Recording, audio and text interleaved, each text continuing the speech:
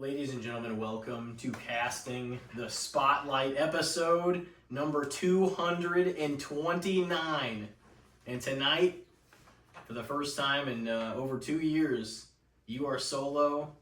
Our guest tonight is Brendan Tobey for his third solo. Brendan solo. It has been a while since Great to be back. Yeah, this is the way you started. This is the way we are now, and I think this is like what, with the ones with Tyler, the one with Ricky, this is like your sixth episode.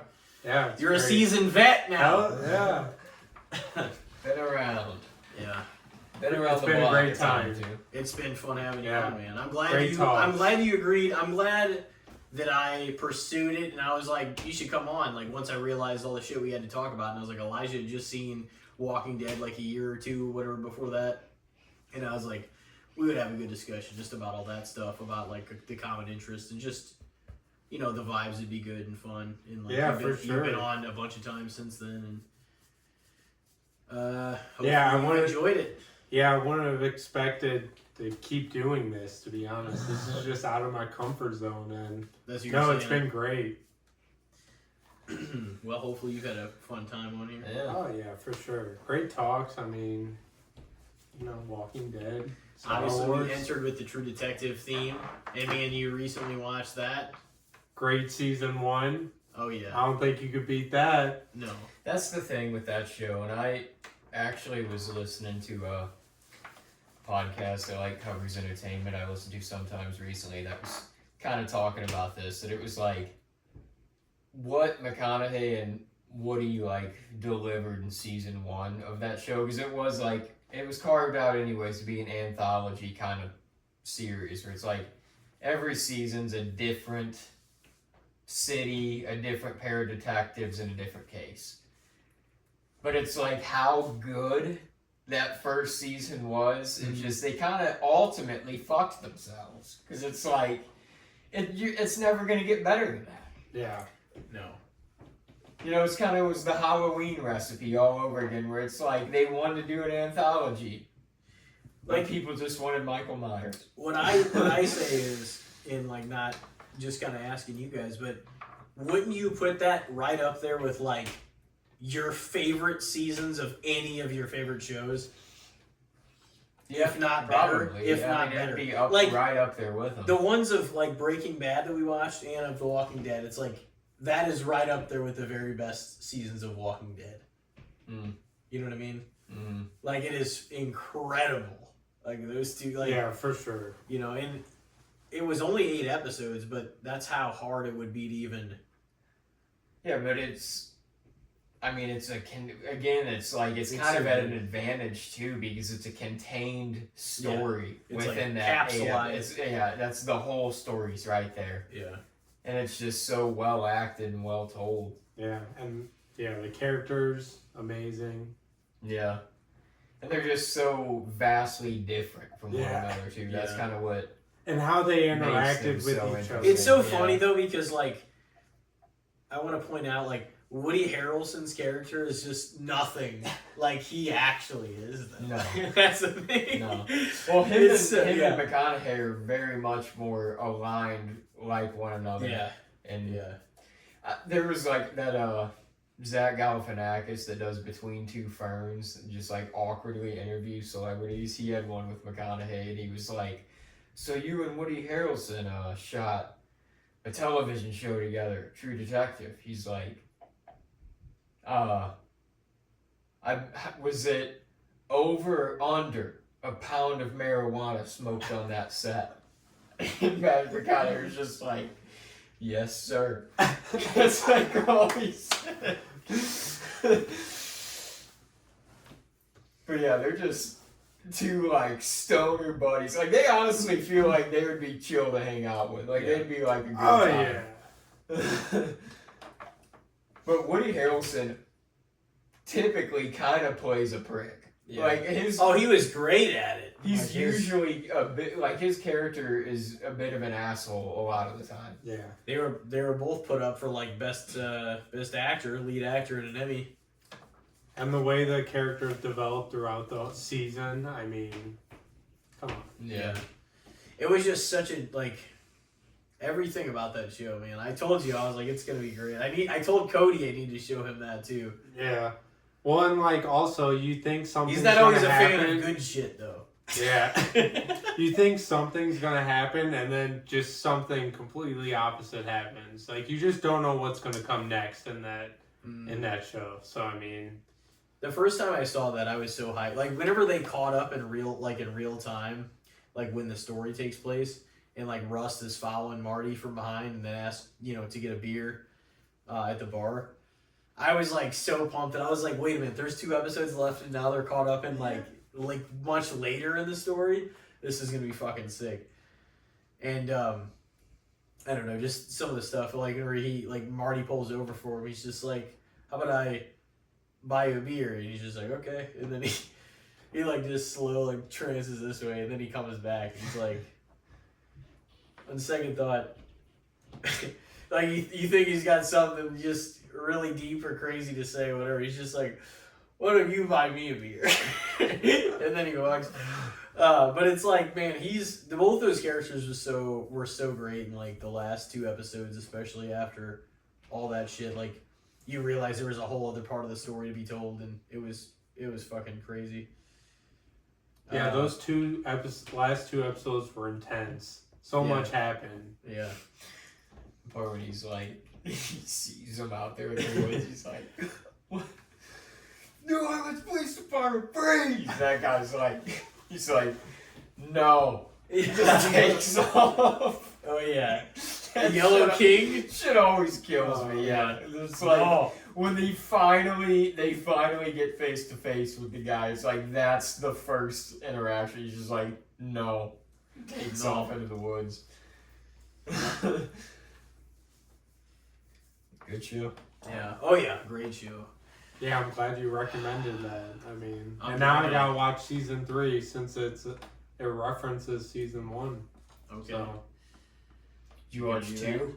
I have not yet. I don't know. But he wants to watch that one because it's like related to it. Is 3 Night Country or is that 4? I think that's 4 maybe. I think that's 4. Okay. I don't really. I heard Night Country was decent.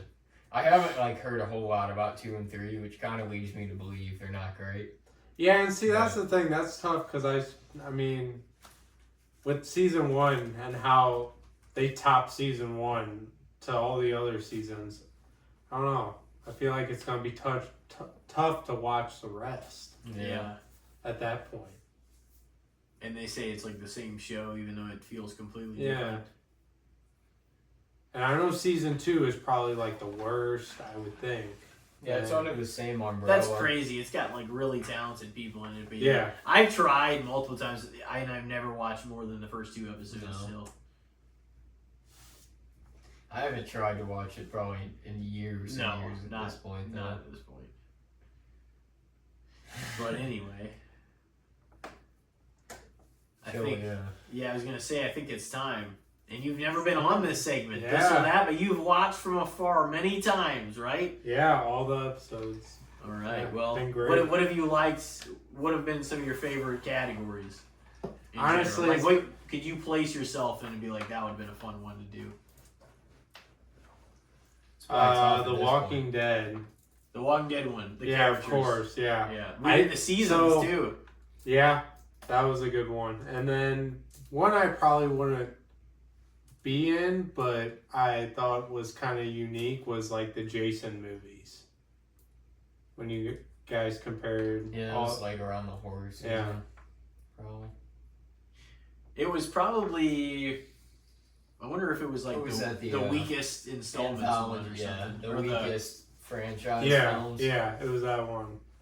Yeah, that was like. Yeah, I think that was one of the 24 October ones. That one was fun too, because it was like taking some of the worst movies from every like one of them and like trying to compare them on like that scale. But and then also, didn't you guys do a That 70s Show character? Yeah, that was a good one too. Yep. But yeah, no, those have all been fun. And I know you referenced like a few of them, like when we did the candy bars one, when we did the beers one. Yeah.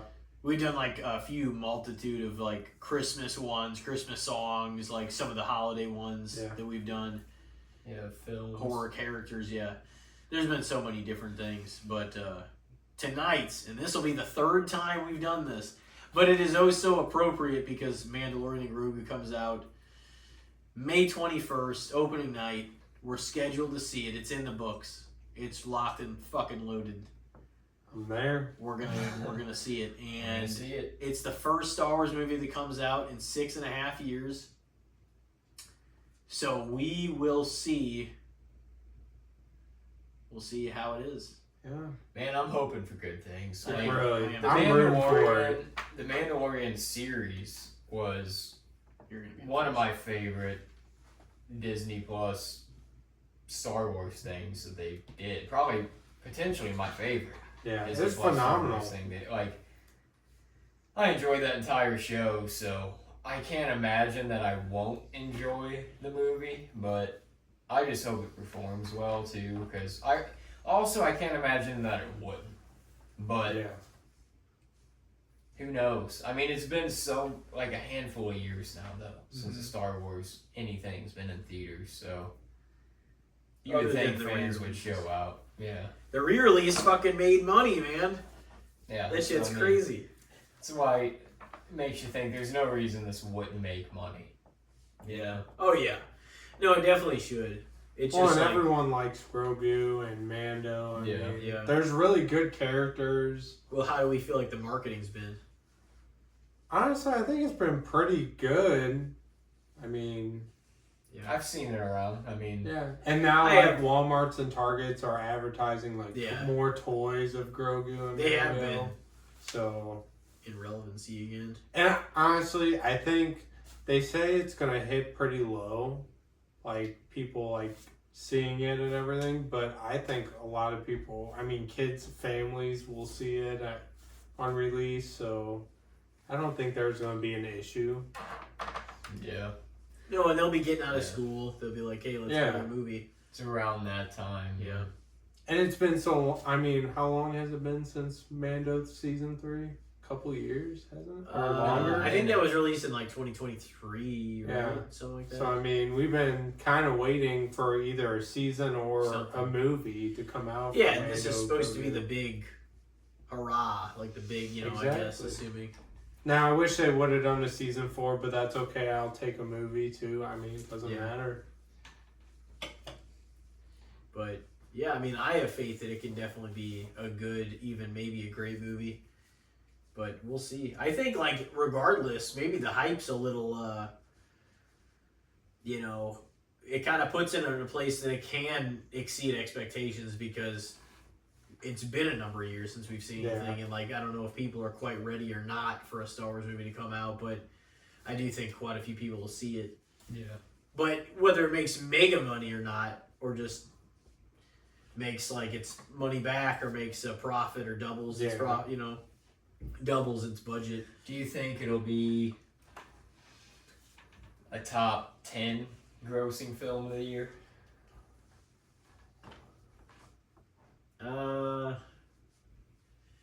Yeah, I think it has a chance to be like one of the, I can't see it really being above like 6. I was gonna Maybe say it was on if there. it was, it's probably It's not getting in between the top like 5. 8 or 10. Maybe Yeah. I don't know. It Maybe. really depends. Cause see the trailers Doomsday- and the teasers. Doomsday is going to come out. That's the at Odyssey. the end of the year, though. No, So yeah. it won't get all of its budget Yeah. calculated in this year. I feel like with the teasers and trailers, like we've seen stuff, but not. I think a lot. I don't know if they're trying not to spoil anything, but I like the vague trailers though for that reason. yeah, and that's okay. There's nothing wrong with that. I don't want to see too much. Yeah. I want to see it in the movie, like Yeah. experience it. So Yeah, exactly. I think it should do well. I expect it to, just because it's Mando and Grogu. I think it is a good shot of like Star Wars. doubling its budget. Yeah, and that whatever too, it's- Star Wars. I can see it doubling whatever budget it has. Oh, You know what I for mean? sure. It's gonna have It's gonna- a it's- budget. it's gonna have- Yeah. Star Because Wars. it's Star Wars, Disney. it's expected. Like, people don't talk about this enough, and like this is something I was thinking about the other day too, and like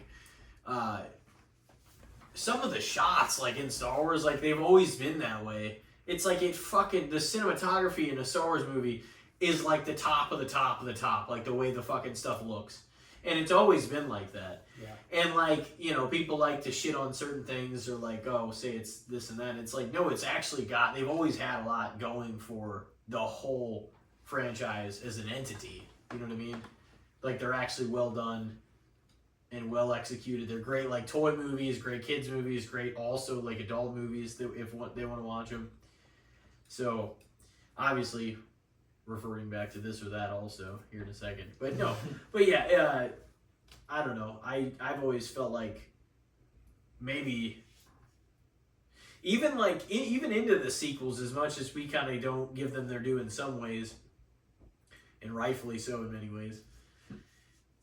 Even the cinematography in those were fucking spectacular. Oh, Like, yeah. it looked tremendous. Yeah. You know what I mean? Like they always just have something else, like another gear, Yeah, they're because they're supposed to look supposed a certain to. I way. mean, they're meant to be the pristine Yeah. of the sci-fi. You know.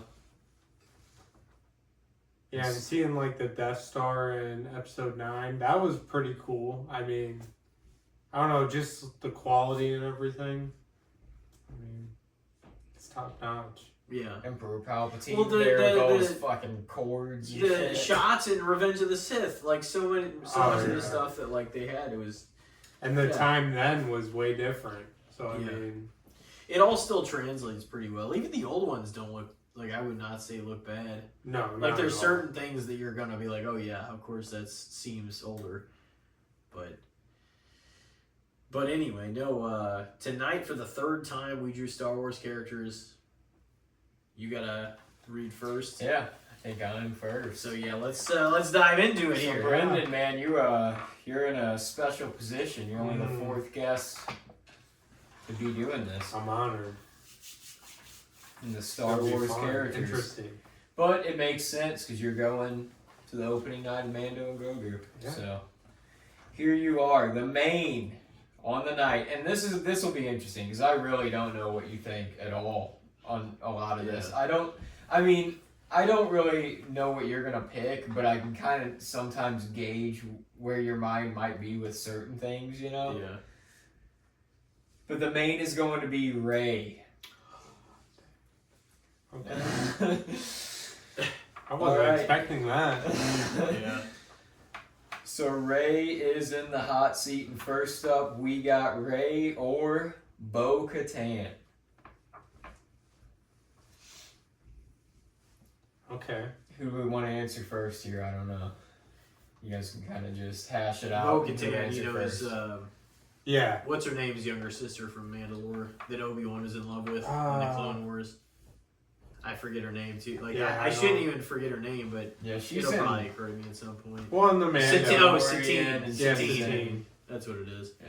But yeah, she kind of went rogue because she just disagreed with a lot of what was going on there at the time. Yeah. And then Maul started fucking taking the place over, and that was all shown in the Clone Wars. Yeah, and then did Maul Satine, kill. he killed Satine, Yeah. actually. Yeah, Maul did, in front of Obi-Wan.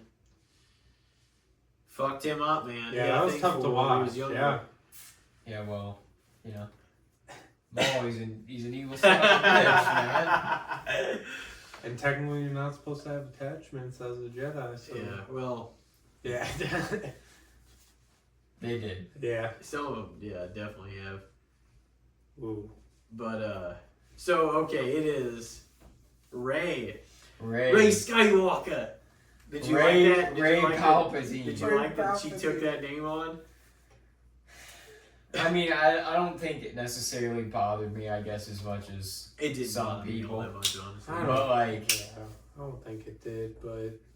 at this, I mean, she's not technically a No. Skywalker at the end of the day. She's That's a just Palpatine. what she Like, if took anything, she would be Ray Palpatine. She could just reclaim the name and make it something positive, you know? She wanted to insinuate also that she was raised like Luke and Leia kind of raised Yeah, her, like 'cause through I- the time, you know. Well, I mean- they had like But they didn't. She was sort of their apprentice, and, like, yeah, they taught her the way. Yeah. But they were like her freaking Yoda and Obi-Wan to Luke, you know? Well, and Yeah. see, I thought she was more closer to Obi-Wan, if that, just because we didn't know about that time, so much time where Obi-Wan was on his own. but then it was Palpatine. Yeah, I don't know. I feel like with the development with Rey, just wasn't as good as Luke and his development. They didn't show Rey's struggle like That's at what all. I'm saying. That was That's the thing. Rey, and I like Rey too. Like, Yeah. I don't really have any problems. Like, I have some qualms with Rey in the way that her character's done, but like Rey as a character, like, I think is pretty cool. Yeah, but and I understand her fighting style because now that she's a Palpatine, I mean, it's pretty she's similar. powerful as fuck. Yeah, that it's pretty makes similar sense. to Palpatine. So, but at the same time, if you were making a compelling story where the hero is overcoming something, bless you. You have to like make her struggle, like you said. Yeah. Kylo, If you're gonna definitely sympathize should have with had her. the upper hand on her in the Force Awakens. Yeah. She should not have beat him in that fucking battle. Like, he honestly should have whooped her ass, and she should have got saved and got out of there. Yeah. Well, in the Force Awakens, he was also trained by Luke probably longer than Rey was when she was with Luke. Yeah. That's the thing. It's like the Force Awakens still has its imperfections, but none of them like bothered me or prevented me from saying it was a good or quality film. Yeah. But there were a few things, obviously. Of course, them basically saying that fucking whatever the hell it was called, Starkiller Base was like a third Death Star. It's bigger and better. That one, that aspect, the Rey being really fucking powerful from the get without knowing anything aspect too. And then just some of the stuff that they set us up for also that they could have paid off. And Maz, a good question for another time. It's like, no, we want to know how the fuck you got this lightsaber. I guarantee you, because this is Star Wars and this is Disney and this is how they operate shit, fans are probably going to bring that up for so long that eventually they're going to come to that and they're going to make something that addresses it. Eventually, people are going to be like, oh, they answered that. That's just how they do shit now. They retroactively answer the questions. Yeah. See, that's tough because Bo-Katan is, I mean, in Mando, like, I liked her as a character, but also she did frustrate me a little bit, especially with the Darksaber when Mando had it, and which I understand because which was a thing in like some of the other the Clone Wars too. Yeah, like if you battle someone with the Darksaber and you beat them, you get it. You have the honor of having it as your weapon. I understand that, but it's the one saber with a black blade. Yeah. Yeah. It was cool to see. I wasn't expecting that. Ahsoka's got the white ones. Yeah. That fits her though. Well, it's no color because you're like neutral. She's like gray Jedi. Not actually with. Yeah. She's right in the middle. I'm gonna say Rey though. Okay. So. I feel I mean, and also I haven't seen so much Bo-Katan in Clone Wars. Like, there's a little bit I've seen, but not as much as I have seen Rey. I feel like she was in some of the like live action stuff. Yeah, and of course, And I mean, Mando. And I mean her fighting style and all that. It's cool to see like Mandalorians and all that come back and return.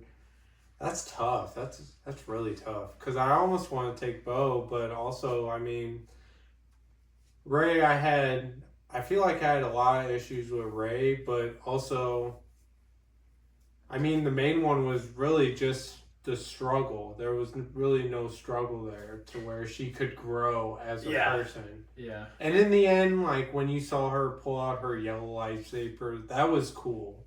Like, I mean, I'm glad we got to see and different Leia and Luke's Force Ghost, pop up in the distance and everything. Yeah, and that was cool.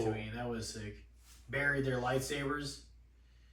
Yeah, no, like, I did like parts of it. Just, man, nothing felt like the fucking Rise of Skywalker choppiness to me. Yeah. So there was some really cool parts for sure. And I mean, I guess... And I love me some, like, Palpatine, but like, Yeah. how the fuck are you gonna that's say ridiculous. that somehow Palpatine returned? Right. I don't give a fuck. I don't see how it's that in the makes comics. sense. It's in the yeah. Shut the fuck up. I don't give a fuck if it's in the comics. Why the fuck would you put that in the movie? And I don't know how I feel with the Palpatine and Rey being a Palpatine. Like, I mean, I don't think I hated it, but I wish it would have been something different, but I didn't hate it, I guess. Yeah.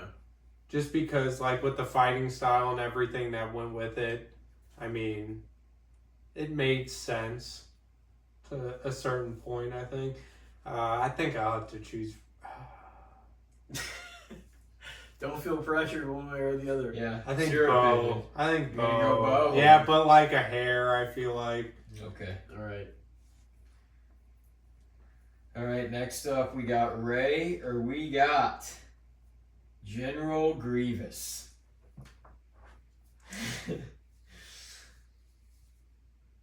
What do you got, Brendan? Well, I know my answer, but I mean, All right, shoot. yeah, definitely General Grievous. I mean, just Really? with the fighting style and just what we saw from him, I wish we would have gotten more, obviously, but I mean, what we got was good. It was great enough. And He actually wasn't in the Clone Wars all that much. no. Well, like this animated show. Yeah. Yeah. Which they had to paint around the corner that was he couldn't run into Anakin at any point because whenever they meet Revenge of the Sith, like the one line that spoils it for like them doing anything is he's like, "Oh, you're General Grievous. You're taller than I expected." And he says something like to him. So it's like, Yeah. okay, if that's the first meeting, then they can't interact the entire Clone Yeah. That's just a bummer. because, yeah. So it had to be Obi-Wan and other Jedi, which they did in general, you know. But it's also like if he's as important to the Clone War as he was, it's surprising that he never came face to face with Anakin until Revenge of the Sith, because that was the end of the Clone War, you know. Wasn't he? I don't know. Whenever Obi-Wan killed Grievous, that was essentially the end of the Clone War, and then that was when things were fucking put into place. Switch. Yeah. Yeah. Wasn't, I don't know if this is the right title, but is it Tales of the Empire? Wasn't he? That's a show too. Yeah. Yeah, wasn't he in there? Who's that? General Grievous? Probably. Like for That makes sense. Of the Empire? I feel like he could be. I think that was more so like a story of like a. I haven't seen it, but I can't okay. remember if. No, yeah. I don't know if he was in any of those or not. He might might not have been be, in like like, the the main Visions or guy, something like but- that. Yeah. I don't know what he was in, other than Clone Wars and Revenge of the Sith. But what are we on? Grievous. Grievous. Spinning all those lightsabers around and shit. Yeah, that was awesome. I I mean, know. episode 3, that was just top notch. It's all the Jedi he'd slayed, Yeah. right? That was brutal though. Killed him. Took them as trophies. I've been trained in the Jedi arts. Yeah. Well, he wasn't Why, always You machine. fool! Spinning the shit. He wasn't always machine. Yeah. So. Yeah, he was, Also- he was a cool character. Yeah, and I also like I him. know a little bit about his backstory. Like, I've watched a lot of videos about things that we don't know that aren't in the show. So it's like, know a little more about him. a little edge Yeah. Yeah. to Grievous. You got a little more insight. Grievous, man. So you like Grievous? Yeah, I like him. Yeah, I just wish we would have got a little more, but that's can always be the case. Yeah. What do you got? That's tough. You know, and she had 3 movies, and he didn't quite have as much. Well, either. that's the thing, like timing. Like Yeah. there just wasn't as much time. That's just how it goes with a lot of these characters, though. It does, yeah. Doesn't always have to stand between the difference here. Yeah, but it is kind of like how much.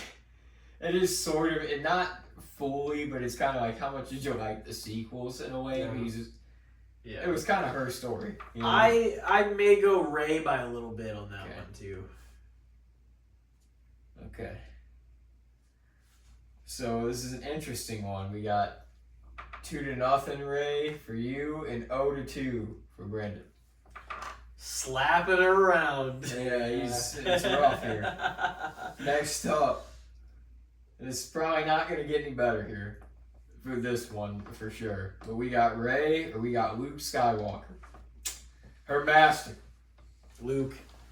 Yeah, Luke all the way. But I do have one thing. I did not like how Luke, especially with Grogu, when telling him to choose if he wanted to be with Mando or Jedi, I feel like that was a little off with him. But overall, Luke. I mean, What do you mean? I What do you feel mean like off? Yeah, I feel Well, like that just- fits with the Jedi. Well, like it he was does, just following the order, you know? Yeah, and I get that, but I also feel like, well, like you, from what your father did, and just with attachments and everything, like you think you would learn from that a little bit, but He had to overcome it, though. I get that's his way of thinking. Yeah. You know, he's like, this is what I had to do to become a Jedi. yeah, This is what he Yeah. needs. But at the same time, it'd be a lot harder with him because it's like you're powerful, but you're still like a fucking toddler. oh yeah, Yeah. 50 So years it'd be old. like, oh, He's only 50. Yeah, you're like kneeling down to him. Hey, little buddy, you're gonna have to leave your guy. Oh yeah. Sorry. Oh yeah, no man. Love Luke. He's probably like number 7 for me on the top 10. yeah, I would have to agree. So at I one think point might he was be at probably 7 or higher. 8. At the end of The Force Awakens, he was like number fucking 3. So thank you, everybody, for that. Well, and when he What, returned, you mean Disney? Oh yeah. No, and they built it up and it was like, man, if you had executed with The Last Jedi, then It sat better with me in ways with like further explanation where it's like, I understood the Force projection. yeah, it's like it is But kind he of should like have a been there. powerful Jedi thing He should have been to there. do. It's showing how much, like how far he had came and climbed as a Jedi, I guess. But in another way, it's also like, yeah, I get the point of being like being able to find that peace to reach that point, but like, how is he staying this sharp? That's the like one fault point I There's a put lot of fucking with a lot of these holes Star Wars characters. in the sequels, like in the storytelling. Well, I mean, you can say that even with Yoda and Obi-Wan. That's just always the thing with these Jedi. It's like, I mean, yeah, you guys are badasses, and you did your shit, and you won your shit. You know what I mean? And it's like They that you went lost. into hiding. Yeah, they lost ultimately, but they have their heydays of being the bad sons of bitches. oh yeah, So it's like, the but goats.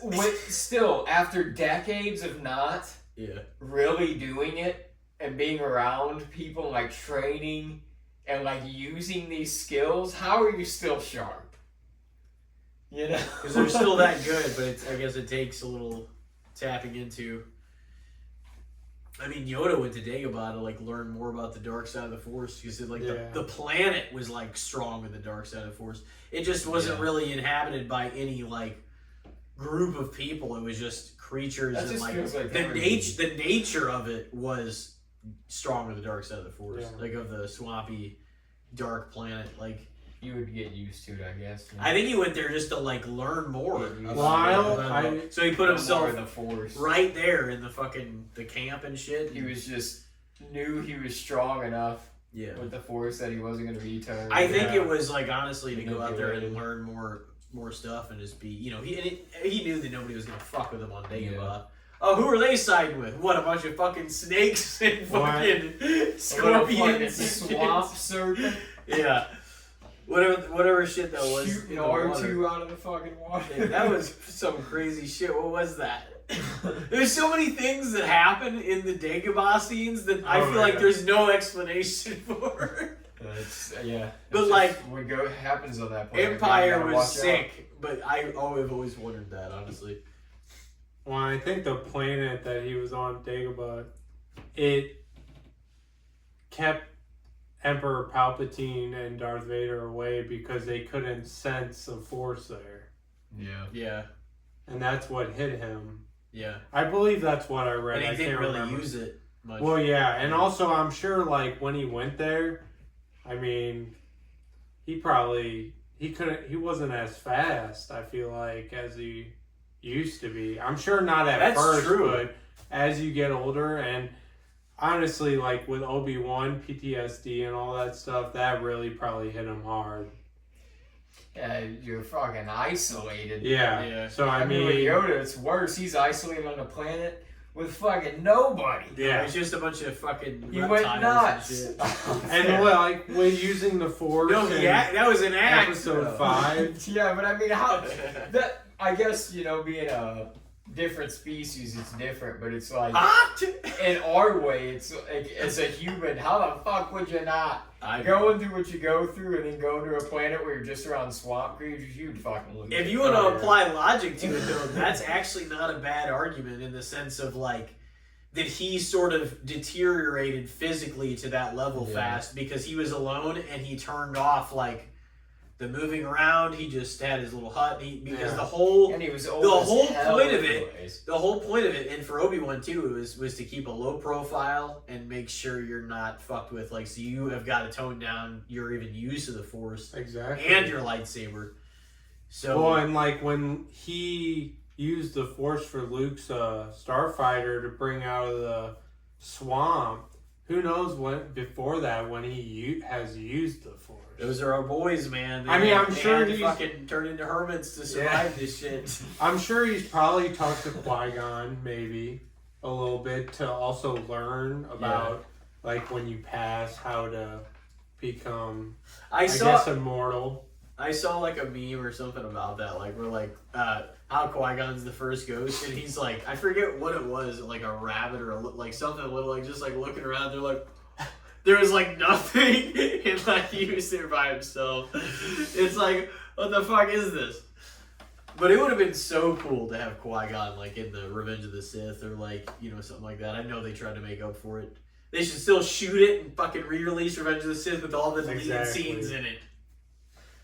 That's what they should do. That'd be sick.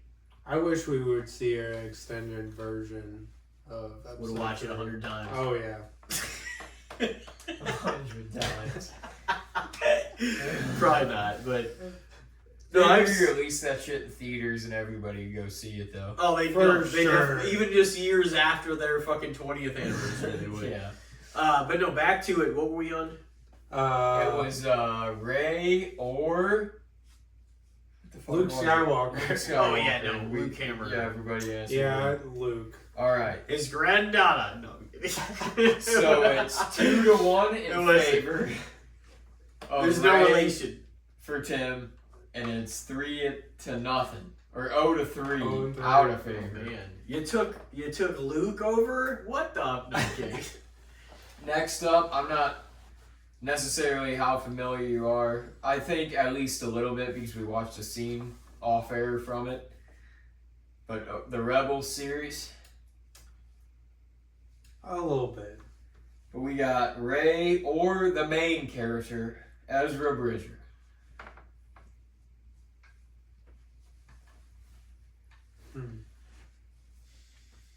Wasn't she in Ahsoka as well? Yeah, Ezra was. Yeah. Yeah. Yeah, he was like they picked up on that part of the story through like where they were in Ahsoka, like later than it's all a lot of that stuff is between episode 6 and 7. Yeah. I think Mando picks up 5 years after Return of the Jedi is what I think it is. Like with the first season and then going forward. So we're probably like 10 years after Return of the Jedi at this point at least, if I had to guess, with everybody's stuff, Ahsoka and him.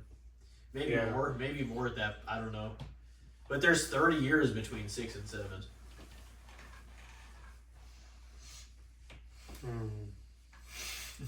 Feel like I'm gonna have to choose Ray on this one. I don't know too much. Like, I mean, I've seen him in Ahsoka and a little bit in Rebels. Hey, she's but on the board. Yeah. You got to see. It's kind of You tough. definitely got to see a good amount of Rebels to like. I feel like maybe judge it in that way. Cause didn't he fight? Didn't he fight Darth Vader? Small part, didn't he? But Ahsoka came in, or that was Maul, I think. Actually. Or Maul. Or Maul okay. was acting like he was somebody else, and I've seen all of Rebels. But I'm gonna go Rey. Yeah, I'm not too familiar. I mean, and when we saw him in Ahsoka, I wasn't really. I didn't like him not using a lightsaber. Yeah. He's He's but I don't need to watch Rebels. I mean, Not an Ezra guy, huh? Who's your favorite in Rebels out of that group? Maybe Kanan or Yeah. I feel like he was like the Jedi. Yeah, because he was from what also fascinated me because like what they showed he went through in that time and he survived, you know what I mean? And he had to kind of learn a lot of it along the way. And his story arc was sick too, Yeah. So, sacrificed himself for the group, fucking force pushed him away whenever the ship blew up around him, saved all their lives. Gone. Zeb was dope though too. He was. I liked, yeah. And Sabine was cool. Yeah. But yeah, I think probably him. I mean, I didn't really dislike Ezra necessarily. He grew into like kind of liking him more. But yeah, I mean, he was kind of like a kid. Yeah. For a part of it, and he thought he knew shit. That's how they are. Yeah. That's how it goes. Luke thought he knew shit. He did. No, Luke, honestly, it's just like Luke. Even into Empire, he was making some fucking dumb fuck decisions. It's like, what are you doing? It's been 3 years you've been in this war, apparently, between 4 and 5. And it's like 3 years and like you feel like you haven't learned how to use your lightsaber worth a dick. You thought you could take on Vader, and Yoda told you no. Yoda and Obi-Wan. Obi-Wan's a ghost at that point. He's like, fuck yourself. I'm out of here. He fucking cut the Wampa's arm off, I'll give him that. But he was trying to learn that shit. It's like, how did you not? That's a monster. It's not a skilled fighter. No. But how did he not learn anything from Obi-Wan in 3 years? Like, what do you mean? Probably wasn't paying attention. He's a teenager. He's treating it like fucking math class in high school. So he's 22. He didn't take it seriously at all. He really didn't. So he's like 22 ish in fucking Empire. And then he's like 23 in fucking Return of the Jedi, which is crazy. Yoda he feels pushed like him, I think. Definitely way older than that. Yeah, it should be switched. Yeah. Sure. Like he'd been away for a while and then he got the experience. Yeah, that's... Because I could buy A New Hope to Empire 1 year. I don't know. Yeah. That's a debate too. But who the fuck were we just on? It was Ezra or Rey, and you guys both picked Rey. Yeah. Wait, how many have you picked? So it's 3. Rey's only lost 1, and I'm not even like 1 in favor of Rey, Rey's, and then 1 and 3 out of favor. Wow. And Rey may not even be in my top 15. Oh, So definitely not. I don't know. Yeah, that's why I was like, this will be an interesting list, because I wasn't sure for you necessarily, but I could kind of gauge it potentially a little better than him. So I don't know. Rey is definitely not in my top 10, but she's somewhere. I don't know where she is. Yeah, I'm a wild card at this point. Wow. Hey, you're the guest. Yeah. Brendan Tobey, episode 3. This is your Revenge of the Sith. In the fucking Tobey series, the solo series. Yeah. Yeah. So let's see. Right now you're kicking on Rey for whatever reason. So let's see if we can flip that around. I don't hate Rey. Yeah. Sure sounds like it. Yeah. Okay, maybe top 20. I don't know, man. You picked some people over. Yeah. Next up, we got This Rey. isn't exactly the elite of the elite, for Christ's sake. No. Or we got, honestly, a character that wasn't often portrayed in the Star Wars series or universe, but had a pretty important role when it came to just how things ultimately went down. It's Rey or Bail or Ghana.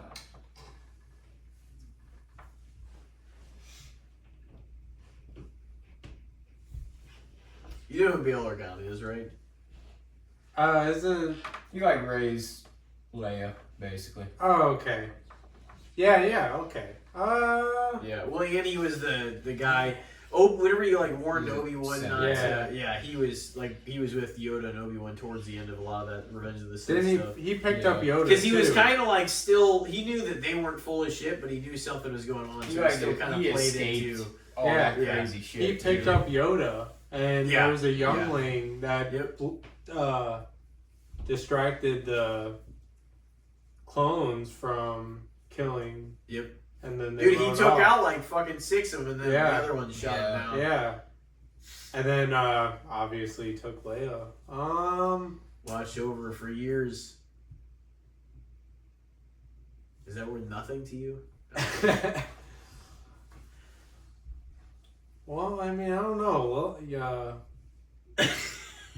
I wasn't really watching Leia too much, it seemed like, from the Obi-Wan series. Well, he was busy doing Senator. Oh, yeah. Oh my God. He was a politician. He had shit going on. He brought her in, gave her a safe place. Kept Palpatine Is that and not Darth enough Vader away.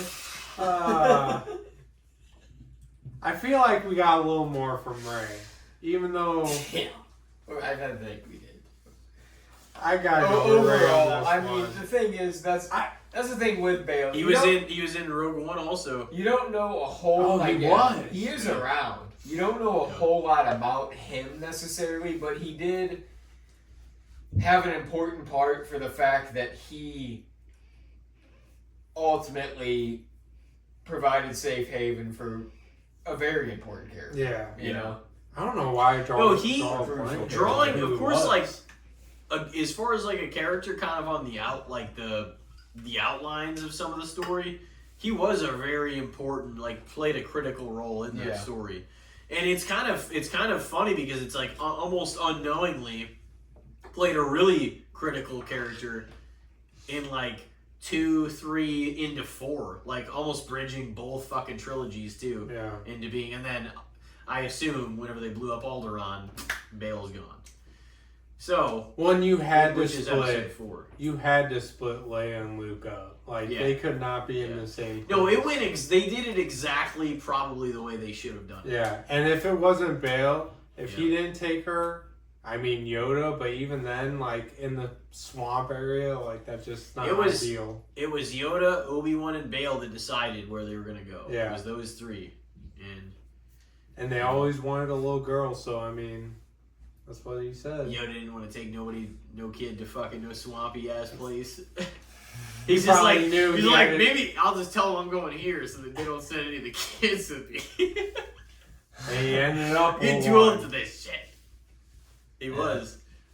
No, I definitely, I think I would have to go with Rey on this one, but just because we saw more, and doesn't mean Bale was a bad character. No, I like Bale. And I think he had some key moment, just like with the important moments. He was in Clone Wars too. Yeah. Clone Wars 2, 3, 4. Well, I mean, not really, but kind of Rogue One into like where that is, and then him and his wife, I assume, just were part of the planet fucking blow up. Yeah, and I think as an important character, he was for Leia, and just how the story progressed after that. But that was cool to see them back in Obi-Wan series. Yeah. Like her parents. Or like, they were there. But so you took Rey. Yeah. What are you thinking? I'm probably gonna go with Rey also. Alright. Next up. She's climbing back in there for you. It's 2-3. It's 4-1 for Tina. Next up, we got Rey, or we got, honestly, bad motherfucker. Cad Bane.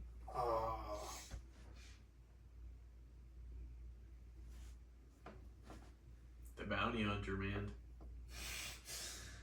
Yeah, it What was did he cool. get? He's cool because he's kind of like a Western gunslinger Yeah, in the Star Wars universe. I like it was so. awesome to see him. I'd probably put him above. I'd probably put him above Ray maybe by a little bit, at least tonight. Oh yeah, for sure. I think he's.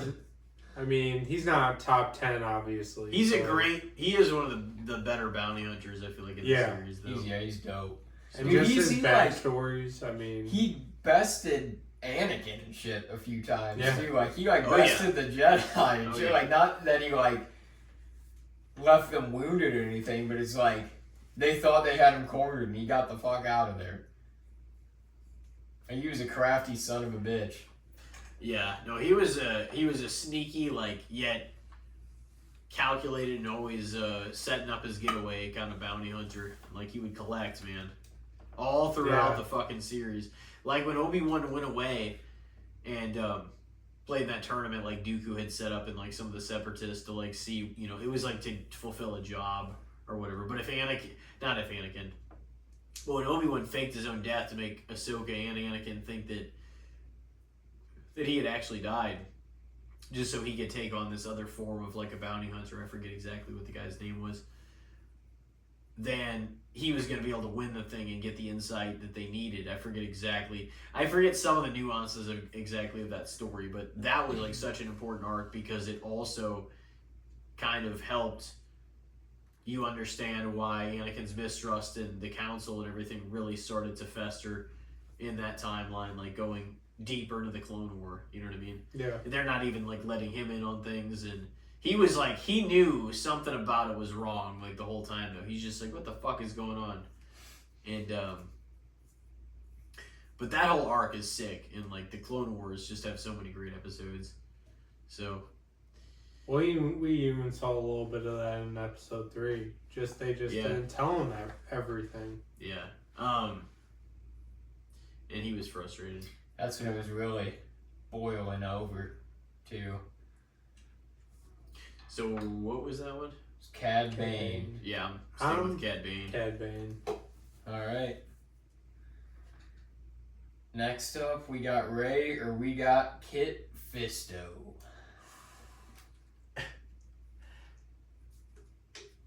He's the man! He didn't last too long against the fucking... He's the guy that got killed third by the fucking... But he was always my favorite as a kid. I loved his action with figures. the green, tentacles Yeah, and shit. Very much looks like an alien. Yeah, action figures. I Loved always him. picked them up. Yeah. One of my... I mean, I wouldn't say it's my favorite Jedi, but as a kid, it was just cool. Alien Jedi. Him and Plo Koon were fucking dope, dude. Dude, Plo Koon. He's a bad son of a bitch. It was... That sucked when he died. Oh, yeah. No, that was bullshit. They fucking shot him. Yeah, they fucked him up. Fucking crashed his ship. they fucked with him. Died in a plane crash, man. That was bullshit, Ship dude. crash. Plo Koon deserved better. Yeah. But I always thought it was cool because they put him on that Jedi Power Battles thing and gave him an orange or yellow lightsaber or something. It was fucking sick. They gave Mace Windu, it was before Samuel L. I think it was before they actually made Attack of the Clones officially and added the purple lightsaber, because this Power Battles game you could play as Jin, Obi, I think Plo Koon. Who are the other people? There was 5 of them that you could be. And anyway, no, I think and Mace. Yeah, Mace was one of them. But he had a blue lightsaber. Because it was right before that shit. So it was interesting because of that. And Plo Koon may have had a yellow one or something. So. Well, I know George Lucas wanted to stick to either blue or green. But then Samuel L. Jackson said, what about purple? Mm-hmm. And kind of gave him an idea, and it was neat. Yeah. Yeah, I know. I like that they did that. And then they started putting purple lightsabers into all the games and all that other stuff. And just about every color too.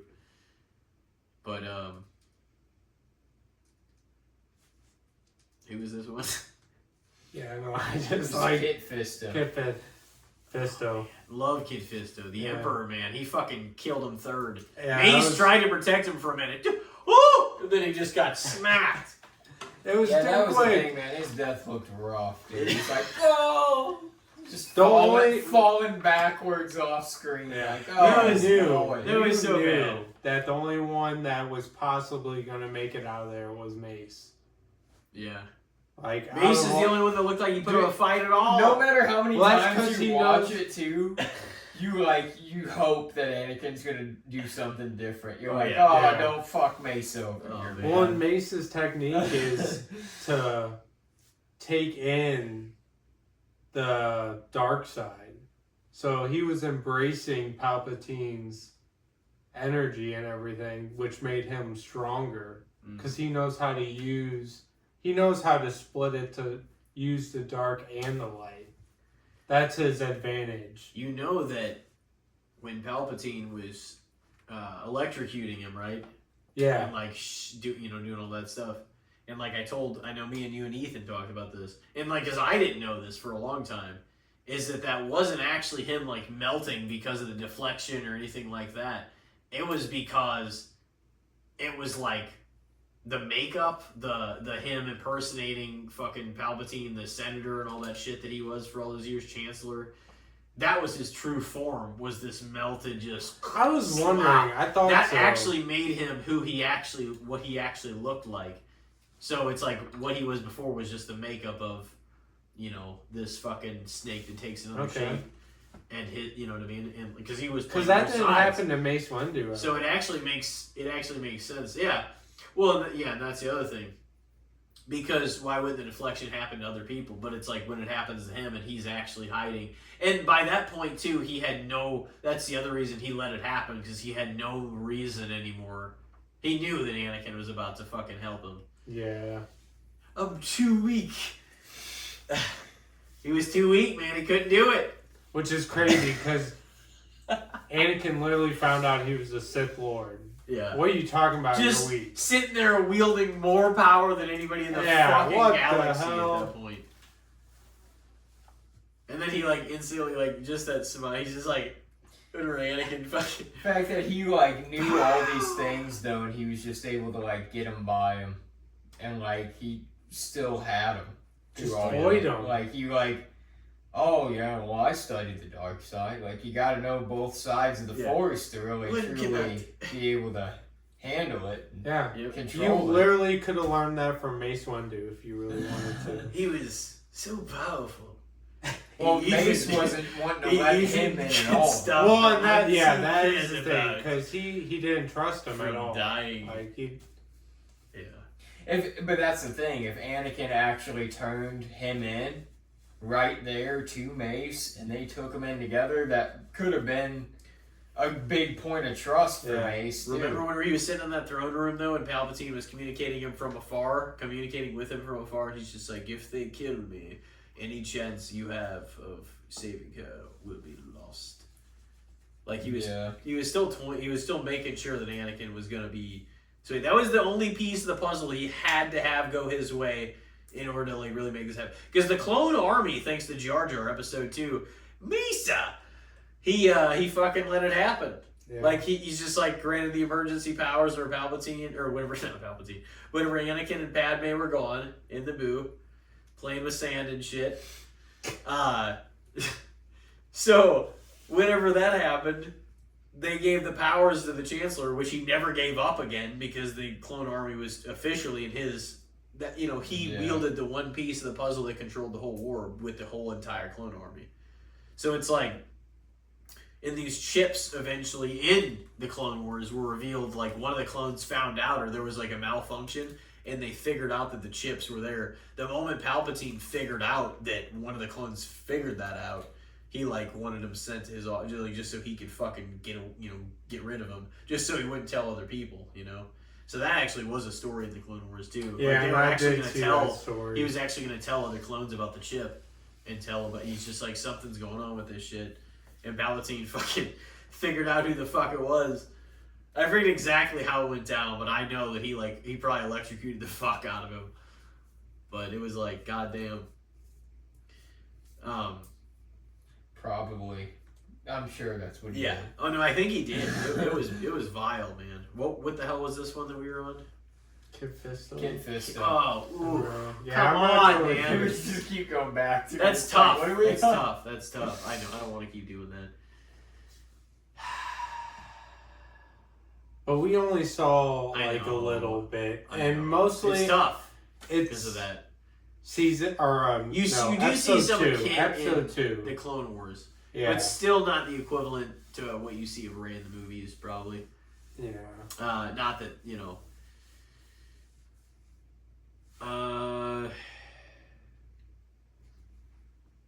At the end of the day, I think I may have to lean in Rey's favor by a little bit. I love Kid Fisto. I had a lot of memories as a kid with Kid Fisto, I know. so it's like one of those things where It's tough. Man. the figures and everything just I know. I always That was a liked memory. playing with them too. Is like some Yeah. of the other ones. So you're going Kit, yeah. and you're going Ray. Yeah, I think so. Alright. Regrettably, that one is very close because I love Kid Fisto. Yeah, that one is tough. Alright, well, next up, maybe not as tough. A rather hateable, but also comedic character.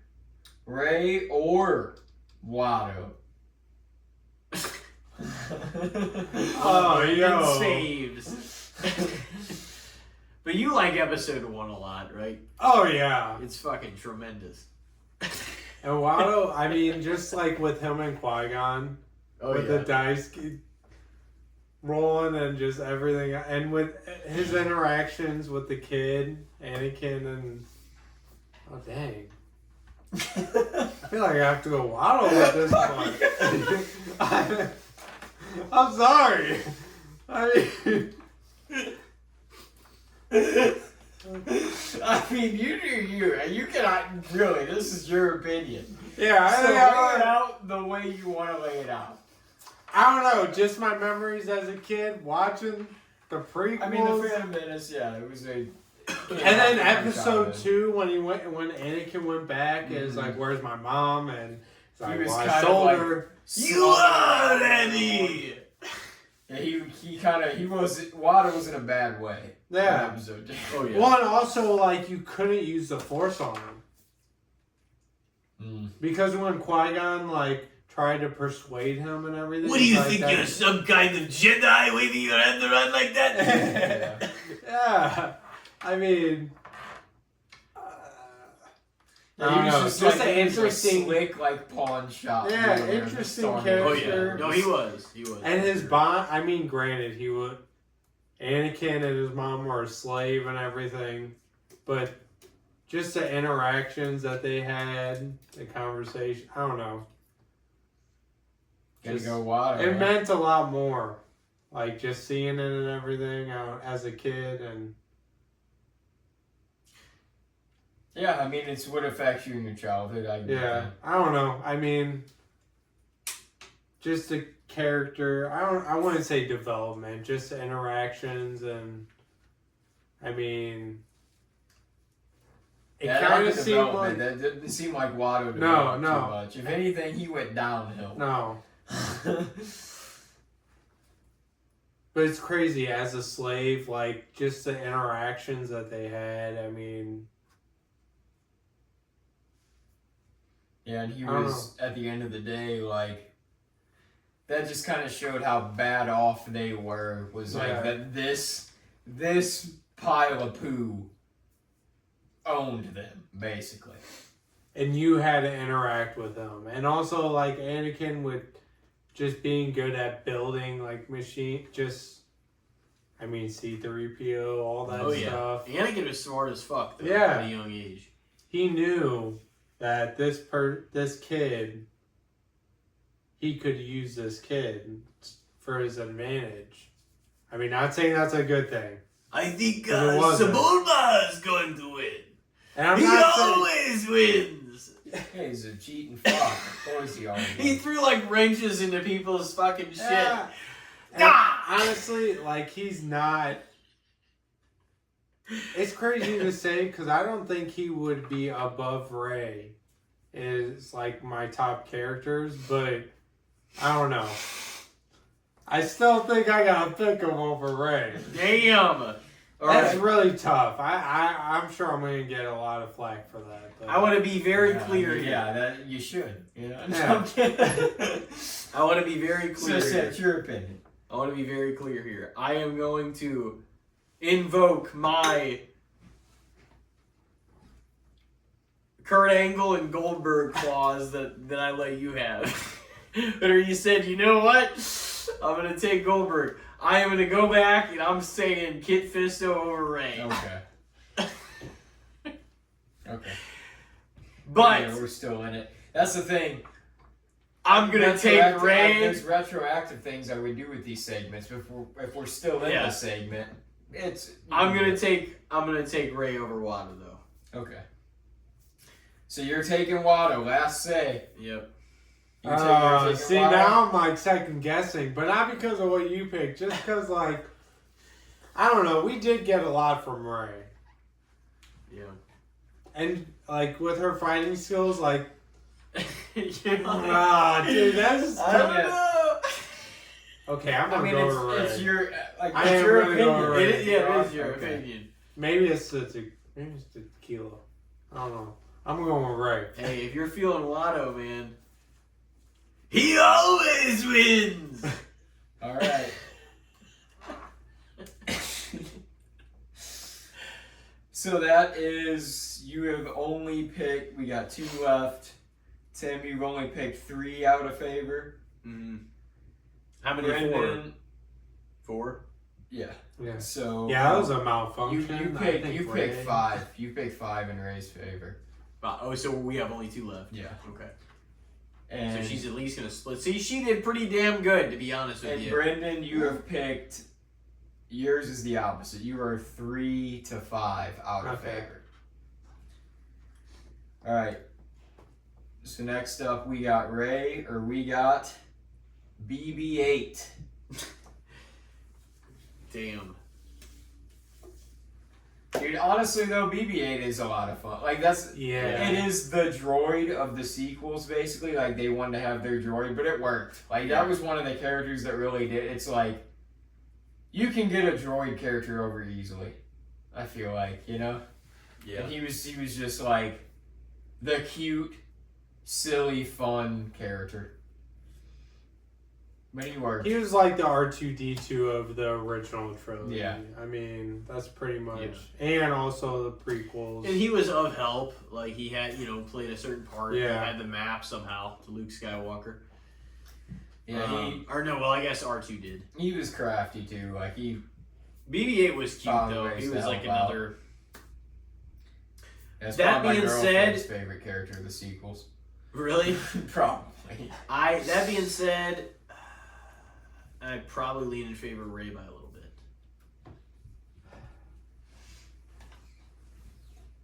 If it was R2, I'd probably pick R2. I would too. But I think I'm going with Ray just by a hair. Okay. All right.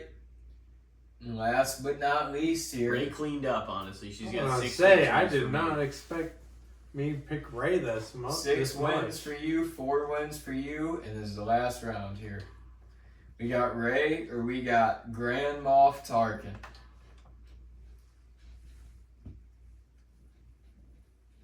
Trying to paint a picture. Who's that again? He was like the in episode 4, whenever Vader choking that guy. He's like, like Vader, release him. Yeah, he was he's like, he's bickering his put. They showed him. Empire. They showed him with CGI face in Rogue One as well. Whoa! That dude with the real wicked bone structure. Yeah. I might have to has pick an him. evil face. Tarkin was like next to Darth. He was like the man that was in command of the ship. Sure. Yeah. I think I'd pick Tarkin because also like reading his backstory a little bit. He was like, the speaker of the house. Because I can't remember. Yeah. I don't think he knew who Anakin was, but he might have. I can't remember if it was one way or another. He either knew or he didn't that it was Anakin as Darth Vader. Mm. I think he didn't just because they thought Anakin died, which obviously he kind of did in a way. I mean, when turned to Darth Vader. But... A young Tarkin was in the Clone Wars too. Yeah. And he actually was one of the people that were trying to prosecute Ahsoka, I think. I think that's the thing. I think the Emperor was already in his ear, and he was trying to, like, hey, like, get rid of her. Because it's what I told to Brendan off air too. I was like, the thing is like, the two people that could really have influenced him turning were Obi-Wan and Ahsoka. And, like, once you set her up, and it makes it look like she committed this murder, and, like, she's out of the Jedi Council. Oh, you know, you should be in charge of the campaign, blah, blah, blah. Fucking, whenever they go to hunt down Grievous, and Kia D. Mundi and fucking Yoda and Mace Windu and, like, all the guys in the council are like, I think that Obi-Wan should go. Like, he sent him there full well knowing that they were not going to pick him. You know what I mean? Not for Master, not to go hunt down Grievous. And they're like, well, we're going to give it to Obi-Wan. And the thing is like, this is all to perpetrate what he, you know what I'm saying, his mistrust of the council and the to dissension make him between him and the Jedi. Exactly. And, like, he knew that was going to be the case. And guess what? Whenever Obi-Wan is fucking a solar system the fuck away on Utapau, when all this was going down in Coruscant, Ahsoka was way out of the picture. It's the fucking perfect time to, like, make it all happen. Because the two people that really could have flipped him and influenced him were nowhere to be found. So it's like... And he was upset over shit anyways. Yeah. And it was the plan. Yeah, and it just... You get them away from him, and also, like, you do it the way he did it, like... Already having this fucking crazy. Yeah, and he had already mistrust because of the way that Ahsoka didn't want to come back, because they re-invited her back, but they put her on trial knowing, like, she's like, no, it wasn't me, like, I have this and this, and, like, they didn't trust her. And by the time they let her back in after it was proven otherwise, she just felt like it was, you know, a knife in the gut, and they're like, and she's like, I'm not, like, I don't feel, like, you might be saying, like, I can stay, but I don't feel welcome, you know? Yeah. And so she fucking walked, like, we watched all those episodes. But... Wasn't he in Rogue One? I can't remember. Yeah, Grand Moff Tarkin was, yeah. Yeah. He was, like, so fucking good at playing his character. Yeah. Yeah, he was like, just... he definitely seemed like an evil villain. Yeah. For sure. Yeah, he was. Yeah, I'm going to have to go with Tarkin on that one. Well, Rey's going to probably win anyway. So, well, she is going to win anyway. But I'm going to go with Tarkin over Rey for sure. Alright. Granted, it's only going to put it like a 6-4, which Rey did pretty fucking well, to be honest. I am surprised. I did not expect to pick Rey as much as I did. Well, that's also because I've used a handful of characters already, because we've done this segment a couple times, but... Definitely a few times. I like Rey, but... I really don't mind her. I really don't hate her as a character. She's not my favorite of the sequels. I don't think it's the character. I think it's the way they just used her, portrayed her. They just did things wrong. But, yeah. I mean, she did the actor and character. I mean, it was overall, it wasn't the worst. It wasn't that bad. I liked her fight scenes. I didn't mind them. Yeah. I wish there was more growth, but... They don't know how to fight with lightsabers those days. They did back in the fucking... Well, and that's the thing. I don't understand why people were complaining about that. I'm like, I mean, maybe Kylo Ren. He should have been a little bit better with the lightsaber, Well, that's I the thing. think. He definitely should have beat her at least the first time. That's what I'm... Yeah. And like, he should have been better, like, skill-wise with using the lightsaber, I think. Just because he was trained by Luke. Yeah. But... And he'd been in the freaking Imperial Order or whatever, however long at that point. So it's like, he had been sharpened. He'd been doing this shit and training and commanding an army and shit. So it's like, he should be on top of his game. Yeah. Don't have him lose the first fucking time around. I mean, he didn't like lose straight up where it's like, oh, but it was like, he kind of was like, oh shit, she kind of overpowered me. We got to get going, you know? Yeah. And she doesn't really know how to use one. But then again, like, her style seems more Palpatine. I mean, Darth Plagueis style, so... I mean, yeah, that's the thing, is she had that background. Or Sidious. I said Plagueis. My bad. Yeah. Sidious. That was their way of kind of saving it, was that she was a Palpatine. And Yeah, that's... A Palpatine. Which wasn't a bad... I mean, Palpatine coming back's a whole different story, but... Yeah, I would have It preferred did kind of that, make too. sense a little bit, just because his style. I mean, it would have been cool to, like, you could even tie in her being a Palpatine without, like, bringing him back. If they would have just made Snoke the ultimate villain of this trilogy and, like, Yeah. just revealed, oh no, you weren't actually a Skywalker, you were a Palpatine. But she kind of reclaimed the name and brought it to the light, you know? Well, I think that kind of would have explained things and been cool. But, like, yeah, like, actually bringing about, oh, he's fucking attached to all this robotic shit, fucking swinging around here on a mechanical arm. It's like, I don't know. Yeah. And then, yeah, he's got all this crazy-ass army. Like, these fucking ships that all these people are made. He was these ready big-ass for it. ships. All these people down here in the caves. Who are all these fucking people? That are manning the ships? They were hiding. Doing all this shit. They were Down in the hiding. caves, He's like, manning The ships. final order! Who are they? They're just He was these running cloaked it all. figures. Who? Yeah. What the fuck are you guys doing down here? What are you eating? Well, I think when they killed Snoke off, it threw everyone off. Like, I don't think I expected that to happen. No. And then when we found out he was like a clone. Was he? much.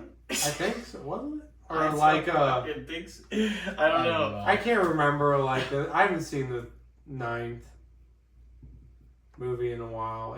I think they explained One it of a our little last bit. guests here was saying fucking he hasn't seen it since the theater. I think I've only seen it once. And that was it. Yeah. I You know, think- like, some of the scenes are... But it was just... Nothing can forgive how fucking choppy it was. Yeah. There's never been a movie, like a Star Wars movie like that. Well, then when Not you- even Rogue One or Solo. by the Oh, way. no, not at all. And, Well, they I didn't mean... have to be choppy. The only reason 9 was choppy is because they were trying to freaking... Let's repack it. Yeah. Oh, we're gonna repackage this into something else and try to correct the story into this now. Yeah. That was basically what 9 was. And then they tell us that they were going to use the Force, like the Force ghosts, like Jedi ghosts, like Qui-Gon, Luke, all them, and show them and Anakin, but then they didn't. No. Which would have been, I feel like that's a missed opportunity. We heard their voice. That was a lot of cool. voices. Honestly, I'm Dude. glad they did that. That was... Yeah, that was cool. But I like, think it man, kind of made sense for Rey just because I don't... How she the shouldn't be that strong in the Force, and to use all them and like their power that they were probably putting on to her to use against Palpatine, that was fine, I think, to me. But I wish there was a little more. They did it to feel like this is the ultimate, biggest, craziest ending. Which is crazy because Yeah, they wanted it Anakin to was the feel- chosen one that killed Palpatine. But then you bring him back. They need to Yeah, make that it was a feel like... bummer. Yeah, like... But That see, was a so what are you Return of the saying, Jedi... right? Return of the Jedi ended fucking perfectly. It was perfect. And like, you're gonna write a new ending to Star Wars doing this. That's why it's such a bummer bringing him back too. Is it's like it feels like you kind of just undid Return of the Jedi, which was the ending of this Anakin Skywalker story, basically, and it kind of like diminishes his story. That's still the Star Wars Exactly. saga. Which doesn't seem... It makes you seem like Anakin's not as strong as you think he is. But he is. That's because he's a chosen one. Yeah. But that's not how Disney portrays it, I guess. Is it time for my list now? Yeah, I guess. Alrighty. Well, I am gonna throw mine out there. In honor of the movie coming out here. Your guys' main tonight is going to be The Mandalorian / Din Djarin. God. I love him. As the main character here. Okay. Well, let's see what this kind of list is like, though. You've used some big names, I think. Some big names. Like Mace, like fucking Darth Maul. Okay. Like Darth Vader I've used. Not to fret, not to worry. But first up is going to be The Mandalorian or Ahsoka Tano.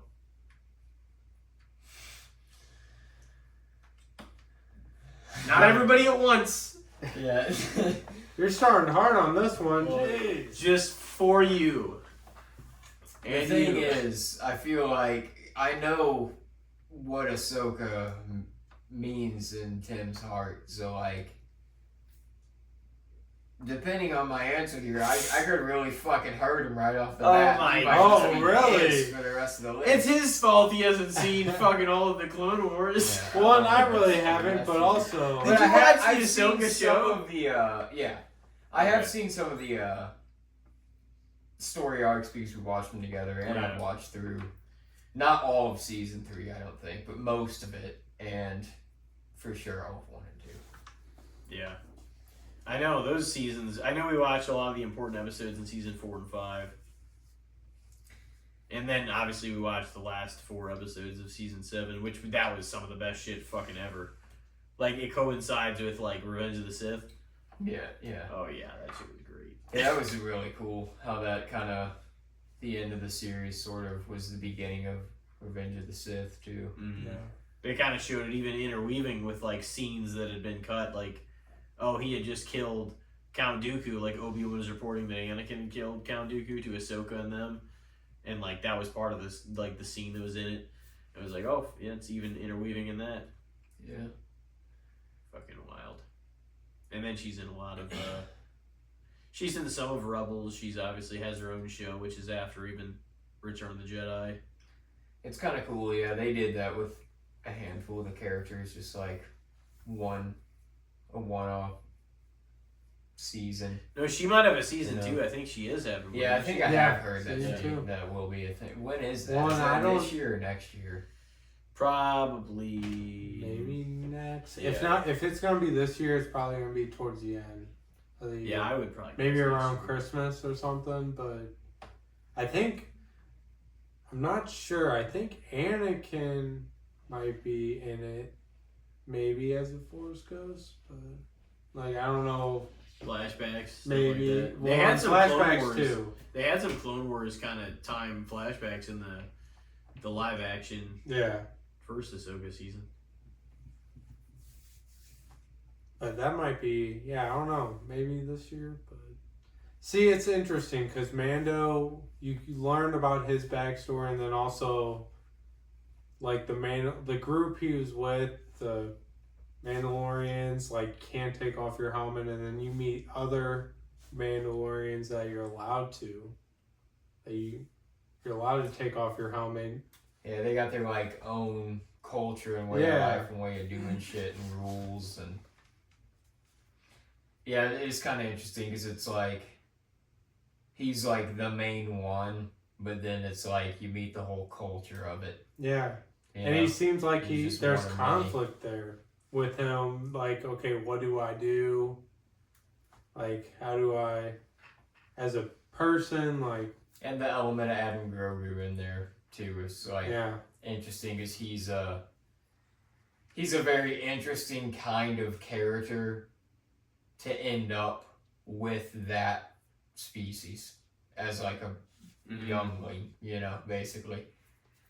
So it's like how is he gonna know what the fuck to do with this guy, Well, he builds a bond, like just over the seasons and everything. It just grew so fast, but so well. Grogu protected him too. Yeah. When that fucking thing was charging him, and he was like almost done, and that was the first time that Grogu like used his force.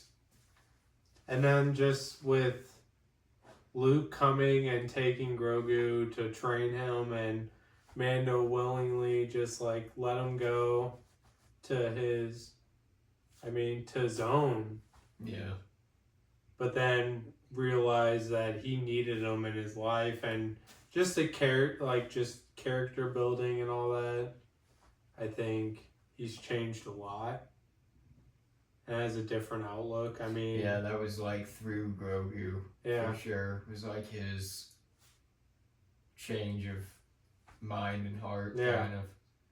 Well, and also, like, I can't remember. I know he took off his helmet with the robot that had to heal him, but he had to take off his helmet there. I know he took it off, I think, when he was eating, but away from people from seeing his face. Didn't he take it off at that one? They do take him off. They have to eat. But... Yeah, but did he take it off another time, like actually people seeing his face? I remember there was that one time that he was on that planet. They were on that planet and that girl was like into him. Yeah. And she was like trying to convince him to take his helmet. Remember that shit? And he was like, no. And like you thought he was going to, but he didn't. Yeah. I think that was. It feels like he's taking it off a lot. Well, and I do remember times for sure. I think there was another guy with him. But I can't we see remember him his like name. on the ship when he's alone. I feel like he definitely takes all that shit then. He was another time. He's with the guy. He's a comedian. I can't remember his name. Bill Burr. Yeah. Yeah. He had to take off his helmet, like I guess to scan his kinda, face. Yeah. And he's like, "No, you have to do it. That was sick. Like you have to take your helmet off." Bill He Burr was had telling his him. fucking Han Solo moment. Yeah. But yeah, I don't know. He's, obviously a great character, amazing character, interesting. Oh, that's tough. But Ahsoka too, very important character too, like within the overall story as well, because like we were kind of talking about earlier, she was a big catalyst in kind of the turning, one of the major catalysts in the turning of Anakin. You know, it was her, it was Obi-Wan, it was Padme, it was mainly those three that kind of like were able to flip him. Yeah. Well, and to see Anakin and Ahsoka in the Ahsoka series, like, it was great Their relationship, their bond. And flashbacks as well. I feel like I got Ahsoka on this one. Just because I've seen a little bit more, and also, like, Clone Wars, I've seen some of the main storylines with her. And she's got a really, like, dense, nuanced arc in the whole show. Like, where just... And I don't know, you see her actually just the character grow in the Clone Wars itself, and then she's in all these other things too. But what were you gonna say? Did people like Ahsoka at first, like at the beginning of the Clone Wars? Yeah, I think so. I think like people wanted to see, because the character had been introduced like years before in like just different comics and stuff like that. Like people wanted to see it become like a thing. And like Dave Filoni and George Lucas both played a hand in creating her. And I think but even like as it went on, like it's not that she's unlikable in season 1, but she's like continuously more likable as the show grows and like as the character grows, you know. She gets older too. I feel like that's and she, they're in fucking war the whole time, and she's like, you're thinking about a lot of stuff, you know. And she always talks about the past. She's growing up fast. Yeah. Because she's like, she's only like 14 in that first part, and then towards the end of the Clone War, like she's not like them, you know, much older.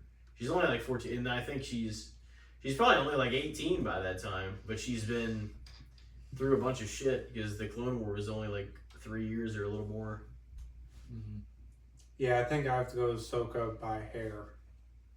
Very close. See, I think by hair I'm gonna lean the Mandalorian. It's tough. It's really tough. Din Djarin, oh boy. Because really, we haven't seen a bounty hunter. I don't know, just relatable to like Boba Fett and Jango Fett and Mandalorian. So that's tough. Yeah. It is tough. So we're already out of favor of each other here. It is tough. We'll see though. But next up is going to be the Mandalorian or Boba Fett. You've had on mine, but I haven't had on yours, so this was like one of the fun discussions on ours. But this is for you boys tonight here. I already ripped into fucking Boba. I've been the resident Boba Fett guy. I feel like I got the shirt on right now. I feel like you gotta pick him now. Oh shit. Yeah, because he's a hater, you know. No, That is what it is. I didn't mind the show, but you know, I think the Sarlacc, it got him. You know, He got out of there. We saw it. Yeah, you know, I mean, you know. And he has some scenes in Empire Strikes Back and Return of the Jedi. He was another one that I feel like there was a lot more lore and stuff written about him, kind of, than there was potentially media about him. But again, there was the Book of Boba Fett, even though the last 2 to 3 episodes were the Mandalorian, basically. He was in there, but he was in the Mandalorian as well. So, I don't know. I've always kind of liked Boba Fett a lot, though. That's what I'm saying. Classic. He's one of the characters, too, that, out of the... I don't know why I've been drawn to him. I don't know what it is about. Because he's kind of I've always been drawn to the bounty hunters, I feel like, in Star Wars. I like all of them, it feels like. It's because they're not on a side. They're just whatever the fuck they gotta do, man. They're taking jobs. They're making money. Sometimes they're fucking over the good guys, but sometimes they're helping them out. It just depends on where they happen to land. So they're kind of like wild cards, and he's like the OG. Solo, I mean. Yeah. He's like the OG wild card, kind of. Cad Bane's kind of like the villainous Clint Eastwood of Star Wars. Yeah. I mean, he's not that he's always with the Sith or anything, but he's always out for a fucking. But that's just the gunslinger, fucking mentality. Yeah, I'm gonna go Boba Fett on that one myself. Damn, that's fucked up. Goddamn. So wait. This board got his fucking principles messed up. Mando or Boba Fett? Okay. If he watched all of it, he would have taken Ahsoka. Man. Oh, man. Oh, man is right. Fuck Boba. No, I'm kidding. What? Oh, no. He's a hater, bro. No, I mean, you know. It's just, I mean, yeah.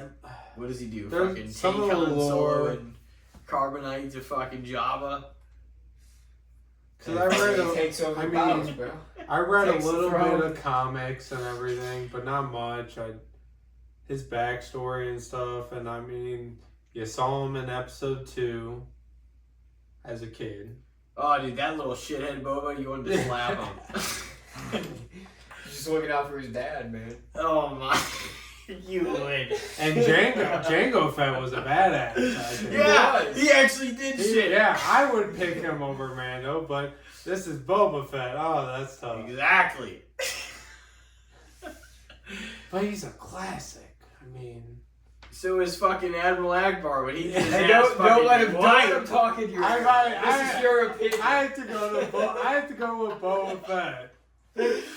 Oh man, that's fucked up. It is fucked up, but you know, he was a badass too. Boba. He lived. Dude, he tried to fucking kill Obi-Wan. Tim, man, he's an influencer. We'll try to influence you over here. You gotta stick to it. Oh man. Stick to your guns. Oh man. Well, next up, we've got It's been heated so far. the Mandalorian or Captain Phasma. Man, Captain One of your Phasma- guys' faves. Captain Phasma had potential too. I feel like when Captain Phasma was introduced in Force Awakens, I'm like, okay, that'd be kind of cool. What are we gonna do with that? And then it was nothing was the answer to that. It's kind of like in WWE sometimes, where they start something, you're like, this could be neat, and then they just abandon it. You're like, okay, Yeah. I guess not. That was Captain Phasma, basically. It was in Last Jedi when they got rid of her, right? Yeah, and she wasn't even in that much. No. She was hardly in Force Awakens, and that was kind of when they introduced her and made her sort of a thing. Trash compactor. And then that was it. What the fuck are we talking about? That pissed me off kind of because I was kind of hoping they were going to do something cool with Captain Phasma a little bit. Like, had a dope look. Yeah, Mandalorian. Man on that one. Alright. Is this the first one you guys have been aligned on? Yeah. Well, No, we took Boba. Boba. Yeah. So you're both 2-1, right? In favor of Mando, because he just didn't take Phasma, and then you didn't take Ahsoka. Mm. Oh, I'm one Or and two. Because I took Mando once. Oh, yeah. Yeah. Yeah. I know, it's going to be hard to keep track. It's alright. It's really hard when there's two people. It is, yeah. Alright, next up, in fourth, is going to be the Mandalorian or Kylo Ren. Mm. Damn.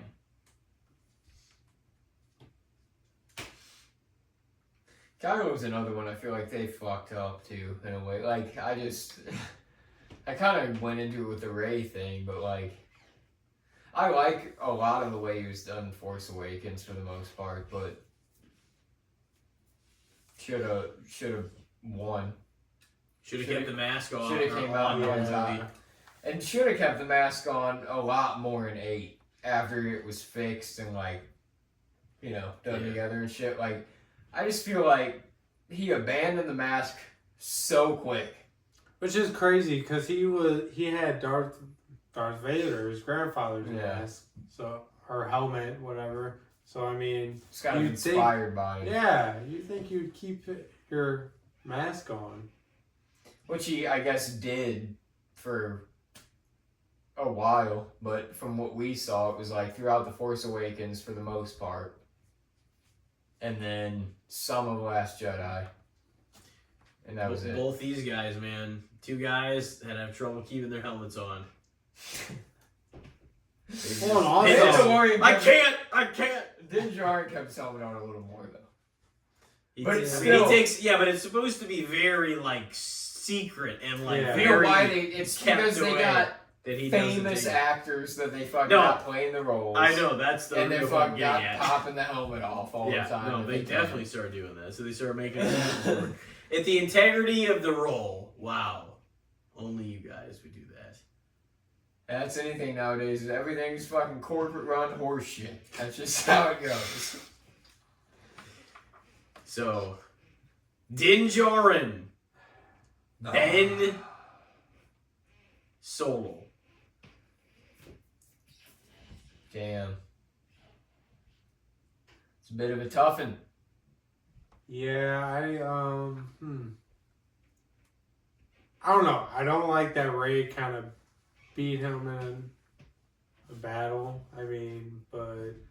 And it felt like he was very much being pulled to the right, like, a little too quick, too, within... A little bit. Within the trilogy since, it's like, already in The Last Jedi, he helped Rey kill Snoke. Yeah. You thought they would have waited until episode 9. To do that. At least, like, the middle of the movie to pull him back. Like, I really liked Kylo and thought he had a lot of potential. And there was a lot of things that I didn't like that they did with his character. Yeah. That's the problem. I didn't mind killing his father on Solo. I feel like that kind of almost... It added to the character. Yeah, it had to happen. Something like that had to happen. I'm gonna go Mando. Yeah, it's tough. But I think I'm gonna lean Mando as well. All right. Damn. Staking your claim with how high you guys think Mandalorian is. So what is your thing then so far? I think I've only taken Boba. Yep. I'm 2-2. Yep, I think so. All right, well, next up is going to be the Mandalorian, or a Skywalker you all revere. Shmi Skywalker. Whenever you said that you were all revere, I knew it was gonna be some bullshit. I'm like, it's gonna be holy shit, Skywalker. There's only like fucking 4 of them. I know. 3. Which just And then Ray, if you Skywalker. Hey, which meant she gave birth to a man. She did. Without being impregnated somehow. Happy Mother's Day, Shmi. Shmi? Just back around the corner, you know? He tried to save her. Back around the bend, I guess. So that is your number 5. The Mandalorian or Shmi Skywalker. Again, that's another character that had a lot of importance within the actual story, but not a lot of character development within the story itself. Yeah. You know? Yeah. And I think she really with one giving birth to Anakin, but when she died, that was a big part too, and kind of a turning point a little bit to where he got closer to the dark side. But I think so. What they didn't really put in the movies, that I think it was in Legends or the comics, Palpatine was the one that planted.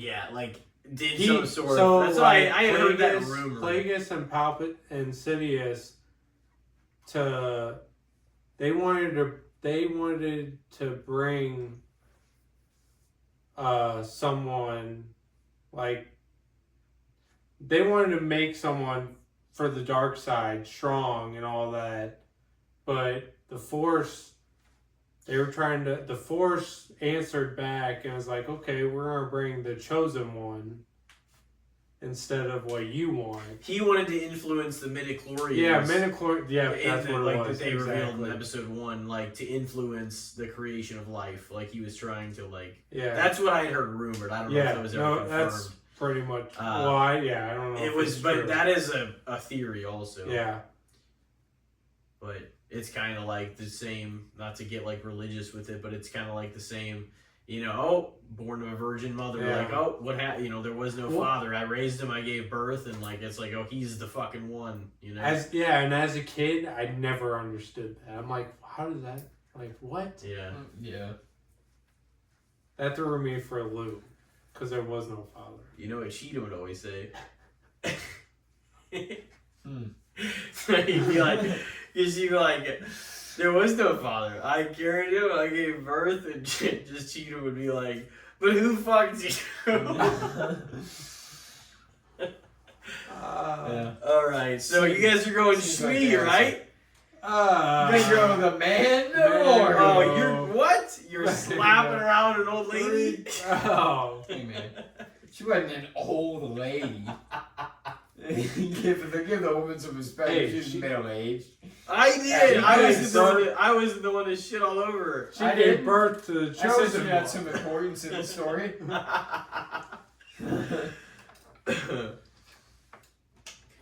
Alright, so with you it is still Boba, the only one. Oh, that is so fucked. I think I'm 3-2 now. Oh. I think so. Alright, next up, we are on the downward slope of the list. 5 down, 5 remain. And then it's piss break time, that's for sure. Alright, next up is the Mandalorian, or BB-8. BB-8. We kind of talked about him a little bit during mine. I mean, he's fun. I really enjoyed him a lot during the sequel trilogy. Yeah. He was Remind me a lot of R2-D2, we said. I mean, he was a welcome addition when you saw him on screen. Yeah. You always brought a smile, And honestly, I feel like they needed that. They needed a droid like that. I mean, of course, you had C-3PO and R2-D2. Yeah, the C-3PO originals. would piss you off sometimes. So. Yeah. But They were funny though. They were a good duo. Oh yeah. but it was good that BB-8 was, you know, a new coming droid in that and took that They spotlight. needed it. I mean, if you're gonna do another trilogy of like Star Wars films and kind of go a different route with new characters, like it made sense to bring a new droid in. Yeah, You and it know? sounded like it was similar to R2D2, like with the legs. He just a ball rolling around. I Yeah. mean, that was kind of creative. A little swollen think. head. Yeah. You know what? I'm gonna go BB-8. Yeah, I mean, Damn. BB-8's a lot of fun, but I'm gonna go Mando for sure. So what does that make your guys now? Well, I'm tied 3-3. 3-3. 5-1. 5-1. And boys, 4 remain. And next up is gonna be the Mandalorian / Din Djarin or Luke Skywalker. Yeah, it's kind of crazy that we both went on Yeah. this time. Never, he was never put on any list before. That's I crazy. know. Yeah, I mean, we kind of dove into him a little bit, but I mean, Luke's an extremely important character throughout the story. He's the one that brings Anakin back, you know, kind of like leads the Empire's fall. He's the son of the Chosen One. I mean, he also, like, and I really like Luke. Like, he's obviously an extremely important character. But, like, there's parts throughout those movies, like, specifically when he's just kind of talking back to Obi-Wan and Yoda, where you're just like, you don't know shit, motherfucker. Like, he makes you mad, too, Yeah. sometimes. But he's... When it comes to the characters of Star Wars, like, the 5 most important, he's in there, you know? Yeah. And it's not without any question. Right. And his development, I think, is a lot. It's a lot better than most. I think. Yeah, he gets a lot of time. Yeah, Like, it's and he just becomes story, more kind of. patient, and he seems like a true Jedi. Yeah, when it Luke's a comes to pure, 6. like a really pure character in the series Yeah. too. And there's not like a ton of them necessarily. I mean, you could make the case for like Obi-Wan and Yoda also, obviously. Of course. But that's probably about it. You know what I mean? And And he got trained by those guys. So yeah. And so makes it's sense. yeah. Well, it's crazy that you talk about these two characters, Luke and Mando, and they've been in the same room together. Yeah, they You had would interactions. expect that. Yep. I mean, to bring Luke back, well, I guess, yeah, whatever they did, but to have him in the same room, that was awesome. Yeah, it was like with Ahsoka too. I Yeah. was thinking that. It's Yeah. like, oh yeah. Yeah. Characters that That have was cool. I like interactions. that. I watched that episode only like a few weeks ago because I was like, I haven't seen that in a while, and I want to see like where they actually interact. Yeah, I rewatched the scene where like Grogu and Luke talk. Well, Luke talks to Grogu about like what he wants to pick, whether it's Yoda's lightsaber or the armor, and yeah, that was kind of cool to watch again. I have to rewatch the series, but Yeah. Are you gonna get it all done before the movie? well, I think I'm gonna just watch season 3 Yeah. and just do a recap of season 1 and 2. I have seen some article a little bit ago that was like crucial episodes of The Mandalorian to watch before the movie or something like that. And there was like a few episodes from each season. I'm like, I don't know, maybe this is like just the episodes in each season where some of the most crucial things happened or something. Mm-hmm. So maybe I'll just like try to find that article and watch those handful of episodes again or something. Because I kind of wanted to watch through the whole series again. I've seen the whole series all the way through twice. and I've watched like select episodes here and there a few times, but I wanted to watch it all before the movie, but that's probably not I happening know at this that's point. the boat I'm into. I might watch some though. It's gonna sound exciting before we go. Then I'm like, I'm gonna end up watching some. Because it's another series that it's like, because I kind of know the story because I've watched through it, you know, a couple times all the way through, and just whenever it was big too, it was like I was reading stuff about it all the time as it was coming out, as I was watching it, and just kind of sticks with you.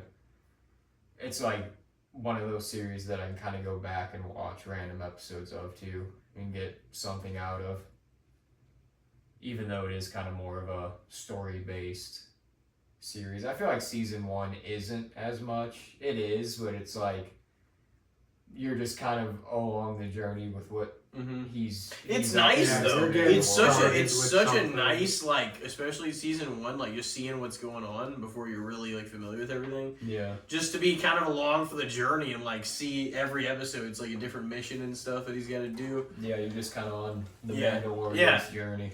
Like in his ship with him, you're just kind of being taken wherever the fuck you're going. Which is, yeah, you're seeing different planets and different missions. I thought that was kind of cool about it. So, do I need to ask, or have you guys lost your minds? Luke Skywalker for the Yeah. win. Luke. All right. I think his growth through the originals, like, trilogy. Yeah, no. Luke Skywalker, man. One of the all-time greats. He is in my top 10. You guys both said Luke, huh? Yeah. All right, well, next up, it's time to turn the temperature up in here. Next up, we've got The Mandalorian or Snoke. To turn the temperature up and then you throw Snoke out. He was Well, a character that had some but- potential, man. But, yeah, I was going to say, but that's where it's fun, is because we can elaborate on that. And the way he was used. But like, Nobody talks fucking anything about Snoke because of just, gone.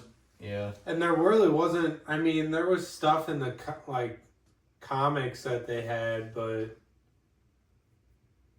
I can't remember if he died in the comics either. I For don't like know what fucking a happened. couple of years, everybody's like, is he Mace Windu? Is he blah blah blah? It's like, no, he's not any of these fucking people. He's Yeah, Snoke. there was a lot of out there theories. Yeah. I mean, It's Jar Jar Binks. yeah. That is so fucking silly. Yeah, I remember that, like, watching a whole just goofy-ass video over that shit, where he's, like, the Dark Lord, the fucking hood. The person that made the Binks Awakens fucking trailer should be crowned with some shit. Like it was all like Jar Jar stuff. It was crazy. Dun dun. See, but talking about Snoke having potential, it's like, I really liked Kylo. Like, he's probably my favorite character of the sequels. And I think he had so much potential, and there's a lot that I liked about his character. And I still just, on this night at the very least, couldn't pick him over Mandalorian. So it's like, there's no way I'm picking Snoke over Mandalorian. That is, Also, yeah. the fact that Snoke, like, as soon as he started, kind of like, oh shit, we're in the room with him, he kind of's got this Wizard of Oz vibe going on with this, whatever the fuck golden garb he's wearing on this throne. Let's go. And then he gets killed, and then that's it. And it's like, And okay. That shit was. So yeah, the silly. Mandalorian for the win there. I have to go with Mando. All right, what are you now? You're 6-2, right? Yeah. 6-2 in favor of the Mandalorian, and you were 3-3, and your last two were Luke and Snoke. So what are you 4-4? 4-4, yeah. 6-2. Mandalorian is looking That's- pretty decent at this point in time. Yeah. And we've got two more. Next up. Is it heating up? Next up. No, I figured honestly that one might be a little more, just because I figured maybe you guys would vent your frustration with Snoke being killed so early in fucking Last Jedi. I guess you touched on it a little bit ago. It's just potential. Yeah. Yeah. Well, I I mean, talked about that a little bit. and because he wasn't fully built yet, the death, you knew you were supposed to take it like it was important, but like it didn't feel as important because he wasn't that built still. You know what I mean? So, It should have happened in 3. The And we time didn't you were know who he actually was. in the room with him and you actually Yeah. got to see him for the first time, he died. It's like, Crazy. oh, what the fuck was that? Yeah, and you didn't know who he was. Like, it's like, who is this guy? And he just dies. He was strong as fuck. Apparently, Yeah, that was he a could make big- Kylo do shit and all that. But Big fault of Last Jedi for Yeah. sure. all right, well, 9th tonight, going up against the Mandalorian. It's gonna be the Mandalorian or Obi-Wan Kenobi, the man. Yeah, throwing him out there. Throwing him out there. I figured I would. You know, why not? Again, talking about Luke, man, you got that circle of 5 like most important Star Wars characters. Yep. Obi-Wan's in there, and Top 5. he's like his meaning to the story and his purpose and Cannot what be he did. overstated. Yeah, like you can't replace his character at all. Like he meant everything to the Skywalker saga, Mm-hmm. to both generations. Yeah. You know, he was Anakin's. Like, Anakin was his apprentice and Luke was his apprentice. It's like, yeah, he's always been up there for me too. Just, he's a fun character, and you get to kind of see more of his human side and his fun side at times too. You know, that element of him. But he very much takes the order seriously too. Like, Yeah. lives by it and abides by it, and yeah, I mean, he's up there for me as one of my favorite characters, so I'm definitely going Obi-Wan, but I mean, that's almost a given, you know? Yeah, I have to go Obi-Wan on that one too. Just, I mean, the brotherhood of him and Anakin, and even after everything we went through, and just the bond they had, and even with Qui-Gon, I mean, Young Obi-Wan. He was Yeah. part of just so many. and I feel like he was a moments. little arrogant then, especially with Qui-Gon. I don't know, Yeah. just He's a little bit, He's I mean, he was sarcastic. young. Like that's what I Yeah. love about Obi-Wan too. He's like he is a sarcastic kind of a little like bit. a little bit, you know, just When you know, like, if he didn't have the high ground when him and Anakin were fighting, he probably would have lost. He did not have that much time because left. all the And, battles. If you think about it, though, all the battles, the one against Maul, the one against Greed, all the battles that he won weren't necessarily against Anakin.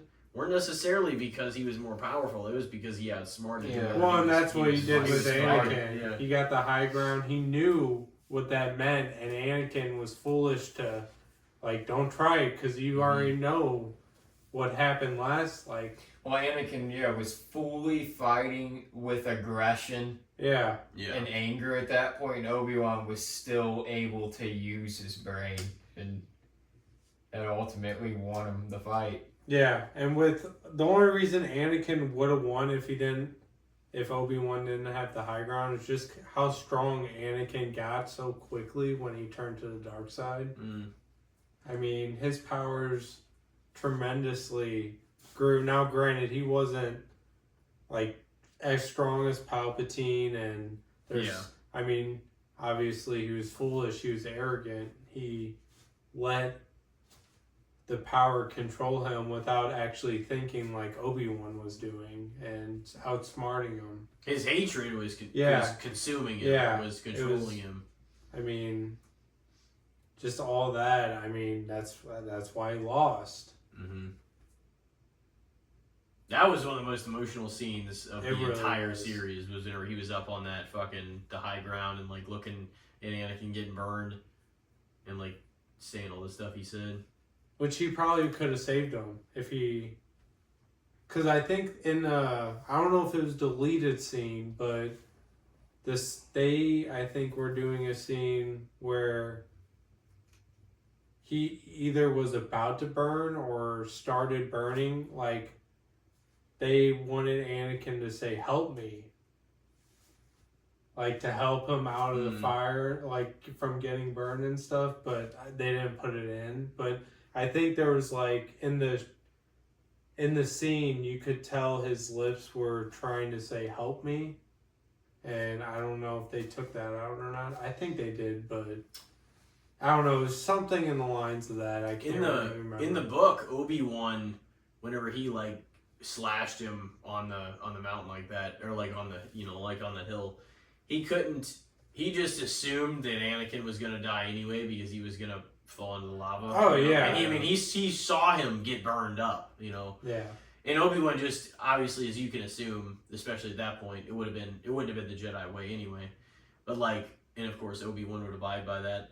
But he couldn't even bring himself to, like, he could have ended it right there, like went down there and just stuck it in his head or something. But it's like, at that point, it already took so much out of him emotionally to like have done that and seen that. At that point. Oh yeah, and he couldn't do it. He didn't want to, he knew it was probably over. I mean, like we saw in the Obi-Wan series, he didn't even know that Anakin was still alive. He just assumed he burned there. And then Palpatine, like the medic droid, got there in time, and they saved him. But see, that's the point I always make, is that I would make the case that Darth Vader, Anakin, never actually, as powerful as he was and as powerful as the Maul show just showed him, and that was fucking sick. You guys should watch that, like especially like the last 2 episodes. And it takes place again in between 3 and 4, like ahead of the Obi-Wan stuff where he gets killed and all that, like definitely before then. But like okay, so yeah, I was gonna say Obi-Wan, I don't know, man, like he was just, I forget even the point that I was literally getting ready to make, but Obi-Wan is one of the most critical characters to like the entire story. And like when you realize that he saw Luke and Leia together for the first time, and like they were seeing this guy fucking fight him, it wasn't going to be hard to explain that, hey, this is the bad guy and you guys need to, you know what I mean? Yeah. I've kind of like read stuff about that recently. But anyway, I wish I could have finished the point that I was making, but I was like, no, I was deep in it, and then I just totally fucking lost it. I don't know. I think it was something like Obi-Wan and Anakin, but I don't. Oh yeah, no, he didn't want to go down there. I mean, as you know, you wouldn't. You just kind of assume it's over, and her hoping it's over because he didn't want to look at. I mean, he saw Anakin burn up in there, and just. Well, I also think he had to get out of there before Palpatine came there, because you would think he know that he's on his way, and then Padme, he had to get her out of there. I saw like an article recently that was talking about like the suit, and like, not that there aren't other ways that he could have breathed without the suit, but I had read that it was something along the lines of Palpatine sort of being like, no, you're gonna wear this and like keep it all, like this is your prison. And now you belong to me, and like it's always gonna be something that reminds him of his failure, like to beat Obi-Wan on the fucking, in Mustafar. He did not need a helmet or mask. He didn't. And I'm like, that's actually really interesting, because it sounds like something he would do, but it's like then that goes into like the Emperor. It's like, now I own you. Yeah, you know what I mean. Well, and then his mask, like he had needles. Yeah, puncturing his skin, his face. Vader's mine. But no, I'd have pick Obi-Wan. Yeah. Pick an Obi-Wan Kenobi. It's what I like to hear. Yeah, 4 or 5. Let's see if we can tie it. All right. Well, last up tonight. And if you only picked The Mandalorian 3 times? I've only picked against him 3 times. Yeah. Only against him, yeah. All right. Next up is The Mandalorian. What in the fuck? Is a whale singing a song or something? Chewbacca. Yeah. All right, next up is The Mandalorian. And last, or Emperor Palpatine / Darth Sidious, which sounds like an evil as fuck name, doesn't it? Oh yeah. Sidious, like it just sounds like it's like that's some fucking black hole shit. Man.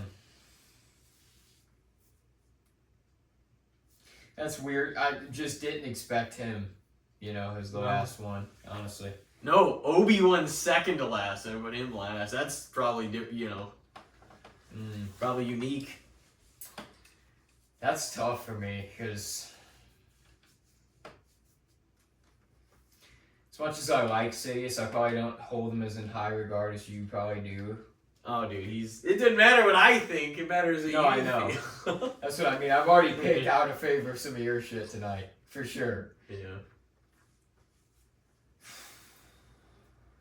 But this one really is tough. Sidious, I know what he's you the think, man. Brendan. What's So, your thoughts here? I think I think I said he was in my top 5. Yeah. I think yeah. Yeah, I mean, I know a lot of like lore of him and Plagueis and like what happened and all that other stuff and like with his family and everything.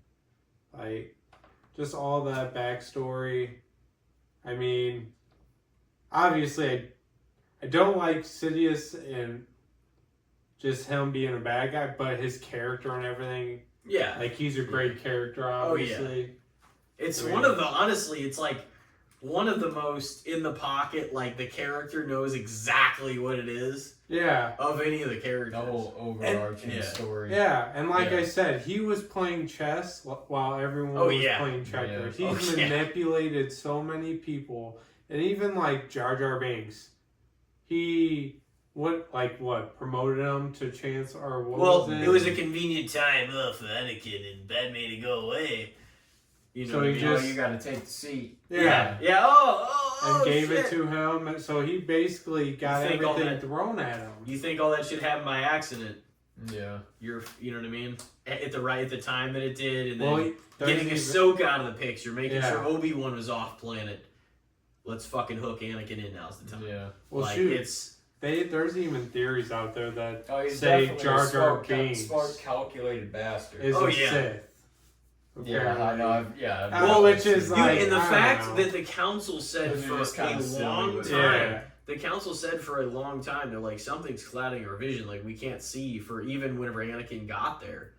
They're like, his vision's clouded. Like, we can't, and usually they would have a pretty good thumb on the pulse of what was going on and like what the foresight, like, what they can see in the near and further future. And whenever Anakin entered the picture, they couldn't really see things as clearly, like going into like that next 10 years, going into the Clone War, Yeah. and so forth. But it's because Sidious like was actually behind fucking the doors, like Yeah. working Manipulating. Yeah. for them, but serving like the other side, well, both sides, Yeah. and just orchestrating like. I mean, this plan was not like a new thing. Like the Sith had tried to orchestrate this for a long time. Like I'm sure it had changed throughout the centuries and stuff, but like I feel like once the Rule of Two came along, Yeah. that's when things like that's really how they changed. probably figured they could flip it. Because Yeah. even whenever they flipped it and won the galaxy, he still didn't want any more than 2. Yeah. Because then they would be all the more powerful because there's only 2 of them Well, to, it's- to, yeah. wield everything. So, And it's crazy, and that's why he wanted to kill Darth Maul because, like, well, he's still alive. He was I- a loose needs end, Yeah, too. he needs Yeah. a. I already have Anakin or whatever, and all that's, and even before then, I think don't recall timeline wise, but yeah, even that Anakin couldn't even see like he orchestrated your wife's assassination, all this stuff, and you didn't even put 2 and 2 together. Yeah. Is the mind blowing part, and Yeah, he was the ultimate like he was literally, perpetrator of all this shit. yeah, he really was literally playing chess. twisting your life all into bits. I would have to go with Dark Sidious Palpatine. Yeah.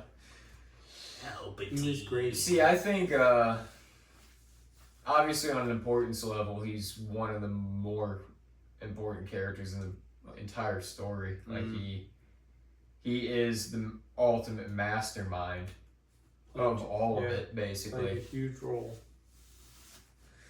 Personally, I think I'm gonna leave Mandalorian. Oh man, that's fucked.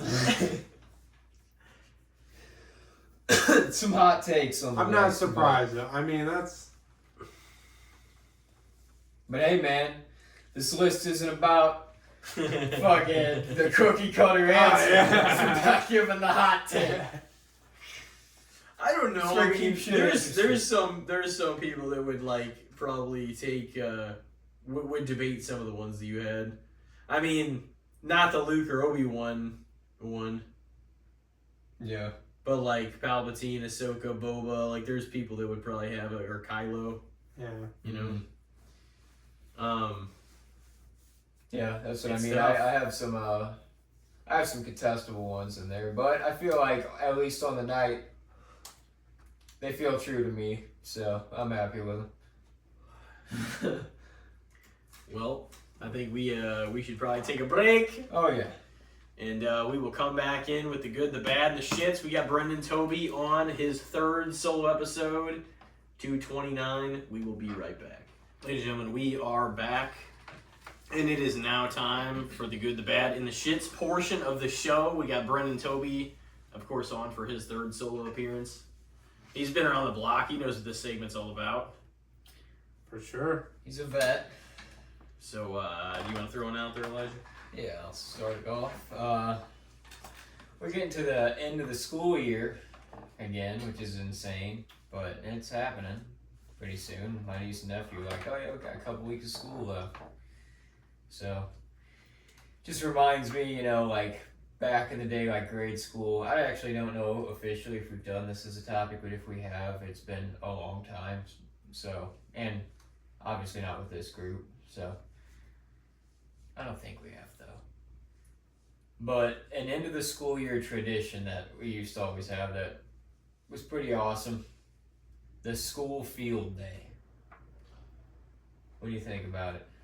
Like, it was always a day, like, a little before the end of the school Yeah, it was like, just a couple weeks before the end, typically. What was that again? Was like. It's like you competed in like outdoor events. Oh, They do, like, and the didn't water they have, balloon like, toss. like a bunch of food and stuff. Or You like... get like snow cones and Yeah. different stuff. They had, like, Okay. the water balloon Yeah. toss, the tug of war, the fucking... I remember And that. they did Hopscotch different like and the races and diddly-do. stuff. Yeah, too. we had Yeah. those. Dude, one year I had a competitive teacher and I freaking did good on the mile in my class. And she found out that I like placed the highest in the mile in my class. Dude, and she signed me up for like all the running events that field day. And it was the worst fucking field day of my life. I'm like, this is not fun at all. I'm like, I would get done with the 100-yard dash and I'm back up in the bleachers. And they're like, For the oh, 1 mile. oh, Elijah, yeah, you're on deck. You got the relay coming up. I'm like, motherfucker, I just want to eat a snow cone. Yeah. This is field day. Wow. I'm out here fucking running laps. Yeah, they never did that to me. That's true, honestly. Because they'd always, well, everybody's got to do at least one. Yeah. That's a shit bag and a half, dude. Yeah, that's to be signed up that's for all messed that. up. Yeah, that was rough. That was the roughest field day I had. Yeah, I wouldn't want to do that. But in ways the most memorable because of that. Because I kept fucking going down for events. I'm like, I want to do like none of these. Like, Well, and shit, like at that time, give I mean, me the even potato then- sack race, man. At least that's Yeah. just some goofy shit that I'm back up in the stands. And in those days it's probably hot too. Like when I'm actually in a race too, I feel like I kind of gotta compete. Like I'm actually kind of trying. You know what I mean? Like field day's about having fun. Yeah. Like if you're putting me in a race, I'm competing. You know? Yeah, it just kind of took the fun element out of it. Yeah, I don't think I've ever had a bad field day, but then again, I also didn't do as much as that, especially. I mean, I think she did stack the mile on me too. They were but better. Kid took it off me because I'm like, I'm not doing the mile too. yeah. I remember it being a little better during like 1st to like 4th grade. You know what I mean? Like whenever it got to like 2, like, and then they're like, all right, we're gonna race here, half a mile. Like, Yeah. you have time to hydrate. You have time. No, you fuck yourself. You're on the next event. Yeah, it's kind of Stop like it's being a kind of wimp. crazy to think at the field day at that point in time that they're like, all right, who's gonna come out here and run the half-mile race? Like fucking bunch of 11-year-olds. 7 a.m. It's like an Jimmy 80 Franklin, get your ass down there. Day. Get your ass out here. Run that Run shit. 2 laps. It's You like- want your fucking snow cone. It's like they're like it's 7. It's like, dude, breakfast was at 6:45 in there. It's my event's at 7. I remember a buddy in high school, Chris Partlow. Good guy. He, on the day that we had the mile in gym, he like came to school. We had the mile first hour, and this guy's like, "Oh, I'm feeling great, man. I had a good morning. I ate good this morning. Had a nice breakfast. We got the mile." And it was like a rough day outside too. And this dude on lap like 2.5 pulled off the track and just fucking hurled in the trash can during the mile. Three times. Did they let his score keep going, or? Oh yeah, for sure. They just It definitely counted it. cost him. I mean, motherfucker. I mean, dude, gym teachers didn't care. Yeah. They didn't care if you were. no. They didn't I care think- if you sat down on the track for a while and got back up. and During started going. most They of didn't those- stop that clock. During most of those years, I had gym like 4th through 7th though at some point, so it was like towards like the later part of the day. Yeah. Yeah, I only had it. I had first hour that one time. Yeah, I had it like 2nd once, I think too. It was like 7th grade. That was annoying. I think your first hour was freshman year. Cause you're like still trying to wake up. You're like just got out of history and shit. And they're like, all right, Yeah. well we're running bleachers today. It's like what? I remember having. Still thinking about Napoleon Bonaparte. You want me to run fucking bleachers?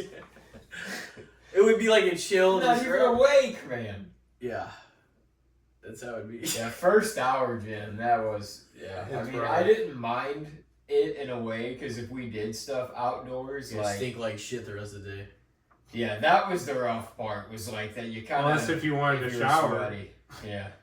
They give you no time. They're like, all right, Yeah. we're coming. I know we're late today, but you guys still have 2 minutes and 45 Yeah. seconds to the next So bell like, ring. they're literally You bringing guys you made us late. into the locker room as the bells ring, and you're like, well, I'm fucked. I gotta change They're like, out of my you're gonna shit. shower. You smell like shit. It's like you didn't leave us any time.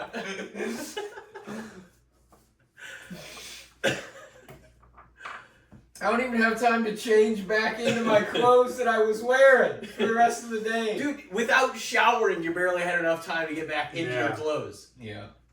It's like, I think I had like a walking or like track class in the morning where we would literally run around the whole school, like jog and like a mile, 2 miles, and that was literally the class. Like we would just run. And yeah, that was tough. I mean, it wasn't bad because we went, I mean, it was mostly for the heart rate and stuff, like to balance your heart rate, all that. We kept track of that. I don't know. That's just the class we had, and that was the only PE class that I could pick for my, like, I think it was senior year, because I did everything else. See, my senior year, my PE class was like boys or recreational games. It was some fucking around, having a great time in class. yeah, recreational games. Yeah, we were playing like, what was the one where it was pinball? They tried to knock down the bowling pin, but it was just the excuse for us to still be able to play dodgeball without them saying it was dodgeball. Because it was like you were still nailing people with a dodgeball. Yeah, I know what you mean. Dodgeball was the it greatest for fucking To game. knock the pin down. It was the point of the game was to knock the pin down, but everybody on each side of the team was to guard the pin. Yeah. So it was like you were incidentally I can't remember nailing what that people game with was the ball. called. I Dodgeball think was it the was greatest pinball, but that fucking sounds- intermediate junior, whatever, like elementary school game that we fucking had, and they tried to get rid of that. It was like that game was so much fun. We all looked Dodgeball. forward to it. Yeah. It was like we got it on like. It was number one, man. We Make got it no on mistake. like a special gym. Yeah, those are the best. And like pumpkin ball and stuff like that's fine. It's cool, but it's like dodgeball was just the absolute best. Dodgeball, especially in the intermediate school, that was my fucking favorite. That was awesome.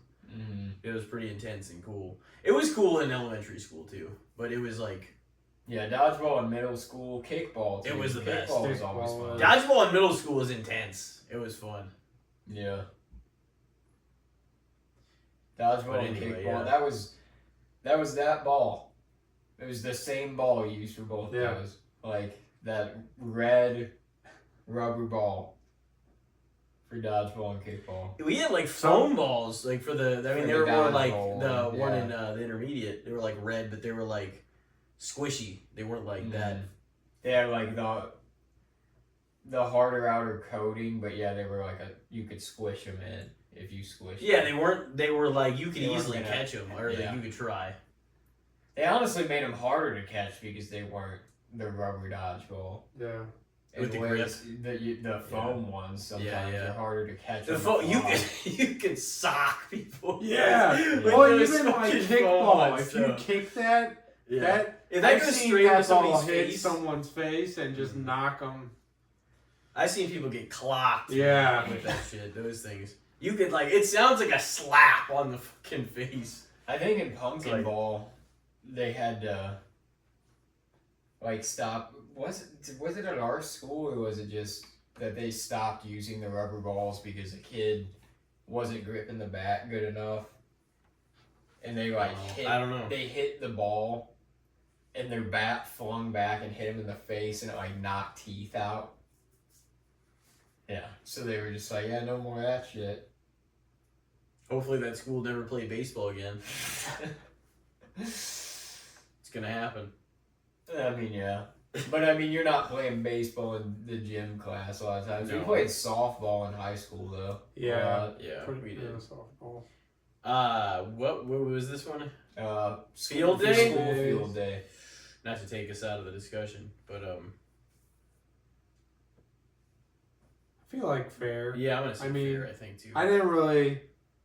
They were. I they feel were like I intense. wasn't really doing too much. I mean. We used to like make tie dye shirts and shit like that during. Yeah. Mm-hmm. Where We you did like some wear stuff. your class shirt because Mhm. there was a few years where like every class had their own shirt. I thought making those tie dye shirts was sick, honestly.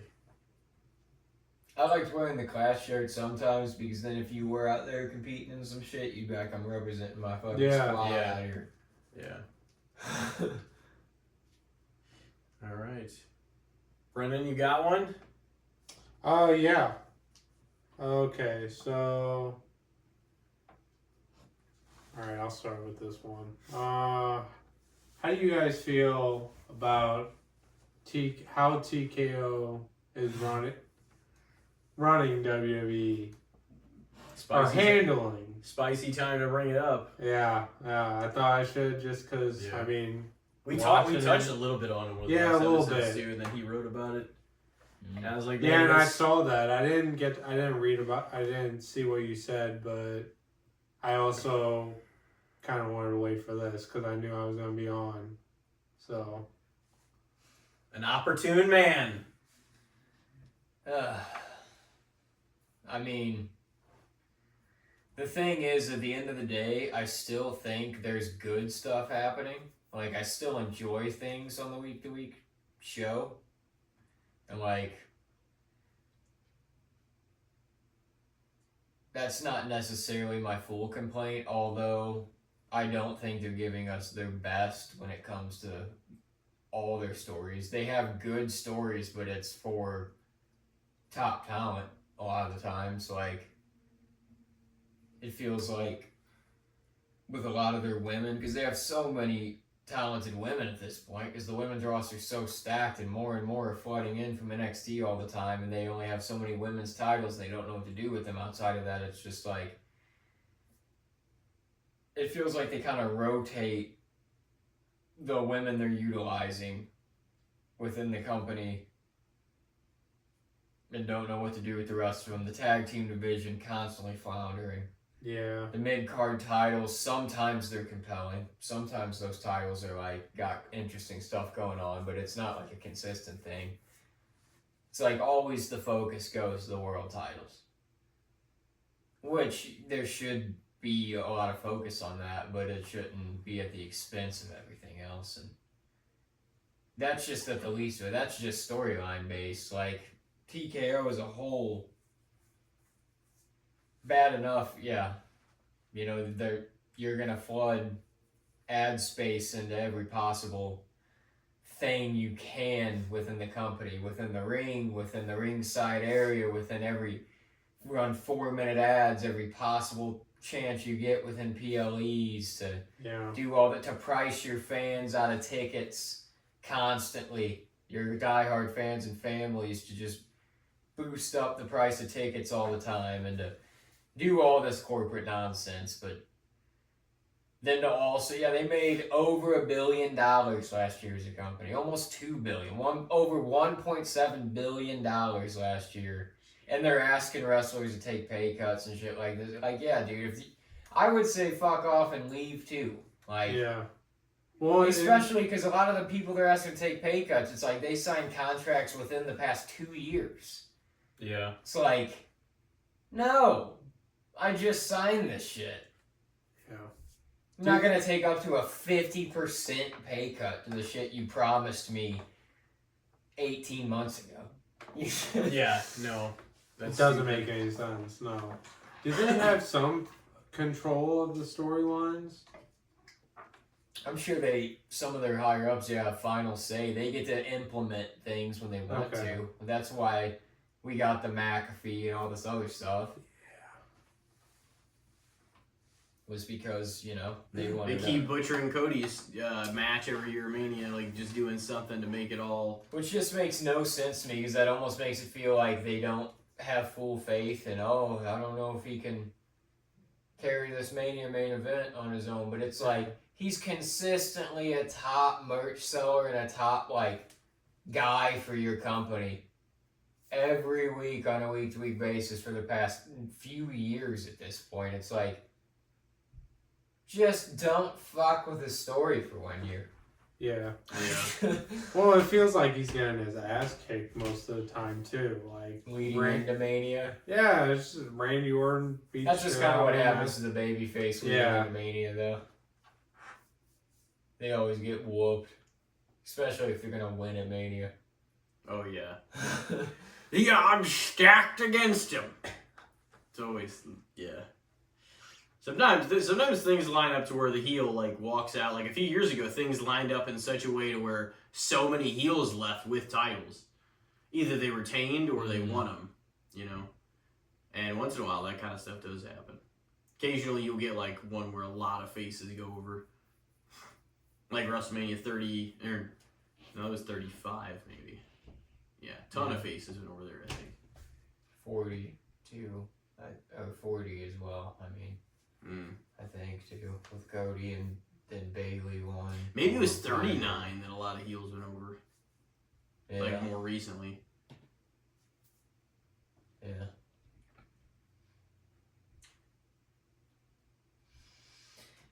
But TKO as a company, man, I don't know. I think they're catching a lot of flack too, so it's hard to even say they'd be considered overrated. But I have beef with certain things. It feels like I kind of explained too, I'm not saying, because there's their own horror stories involved with working under the McMahons and the way he did shit too, and how towards he ran his company. Too. Yeah, he was just, he was the way he was too. It wouldn't have been a cakewalk either, but at least it felt like there was a level of love and understanding for the wrestling business. That's what they were there for. Yeah. And that's what they were striving for. And it feels just like a corporate entity in a lot of ways now. They don't really even care about the talent that they have there. If you're not a top guy, you're expendable to them. They're going to ask you to take a pay cut or fucking take a hike. all these like cuts every year after Mania, which I mean they have had them forever in WWE, but this one felt substantial. There's like over 20 people that go and shit. It's just like, I don't know, it just feels kind of like, in ways, a little more lifeless and corporate because of the way they're running stuff, just trying to bleed fans dry and sell ad space any chance they get, and it's the commercialization of it more than respecting the business of it, you know? Yeah. But again, it's not to say that I don't enjoy a lot of wrestlers there and a lot of stories that still go on there and a lot of matches they could put on there, but there's certainly complaints to be had with how they've handled it since they've taken over the company, you know? Yeah. They've had a lot of great matches, but yeah, I can see some flaws. Yeah, I mean, it's pretty like evident at this point. Some of the business moves that they've made are a little bit, shady, to put it charitably, I think. And people that are like loyal performers to the company, especially being asked to take pay cuts, or somebody that actually draws money, it's like, fuck no. It's like, do you have any idea how long it took to like get to this spot? And like, besides that fact is, whatever they be cutting, whether if your salary is $2 million and they're going to cut it to $1 million, it's like, that's a fucking fraction of what TKO just swallows every year. You know what I mean? So like, that ain't shit. Like, don't ask, you know what I mean? Yeah. It's like, yeah, if you're at the top of your game as like a male or female competitor in WWE, you're going to be paid. And even the people in the middle are going to be paid well, but like the top talent is going to be paid really rich. Like, you know what I'm saying? Well.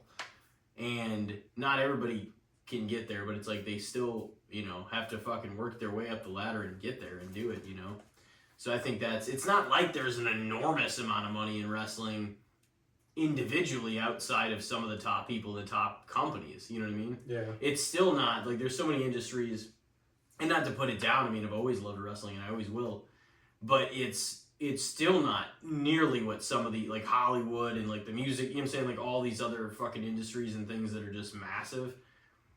So it's like, I've always been of the thought of, if you can make it to a certain place in wrestling, especially, like, you earn what you get, you know what I mean? Like, so I think that's a slap in the face to a lot of people that made it there. No matter who they're asking or not asking to, I think that's just a little, it's like, man, it's already shitty out there anyway, and people have to take pay cuts and stuff where they don't want to. But it's like, but it's not even just all that. Like, some of the creative decisions, they're stepping on things where they shouldn't have, storylines that were progressing. It does make me wonder how much, and we were talking about this, is like how much control Triple H actually still has, you know? Yeah, it makes me feel like he really doesn't. I don't know. It makes me feel like he doesn't have much, but there's something there. I feel like he's the head of the creative department, but TKO can step in and intervene whenever they want to. I feel like he takes it to them, and then they can instantly just shoot it down and be like, no, well, he's done things to, like, speak out against, like, oh, we don't give a damn what they want, meaning, like, the higher-ups kind of thing.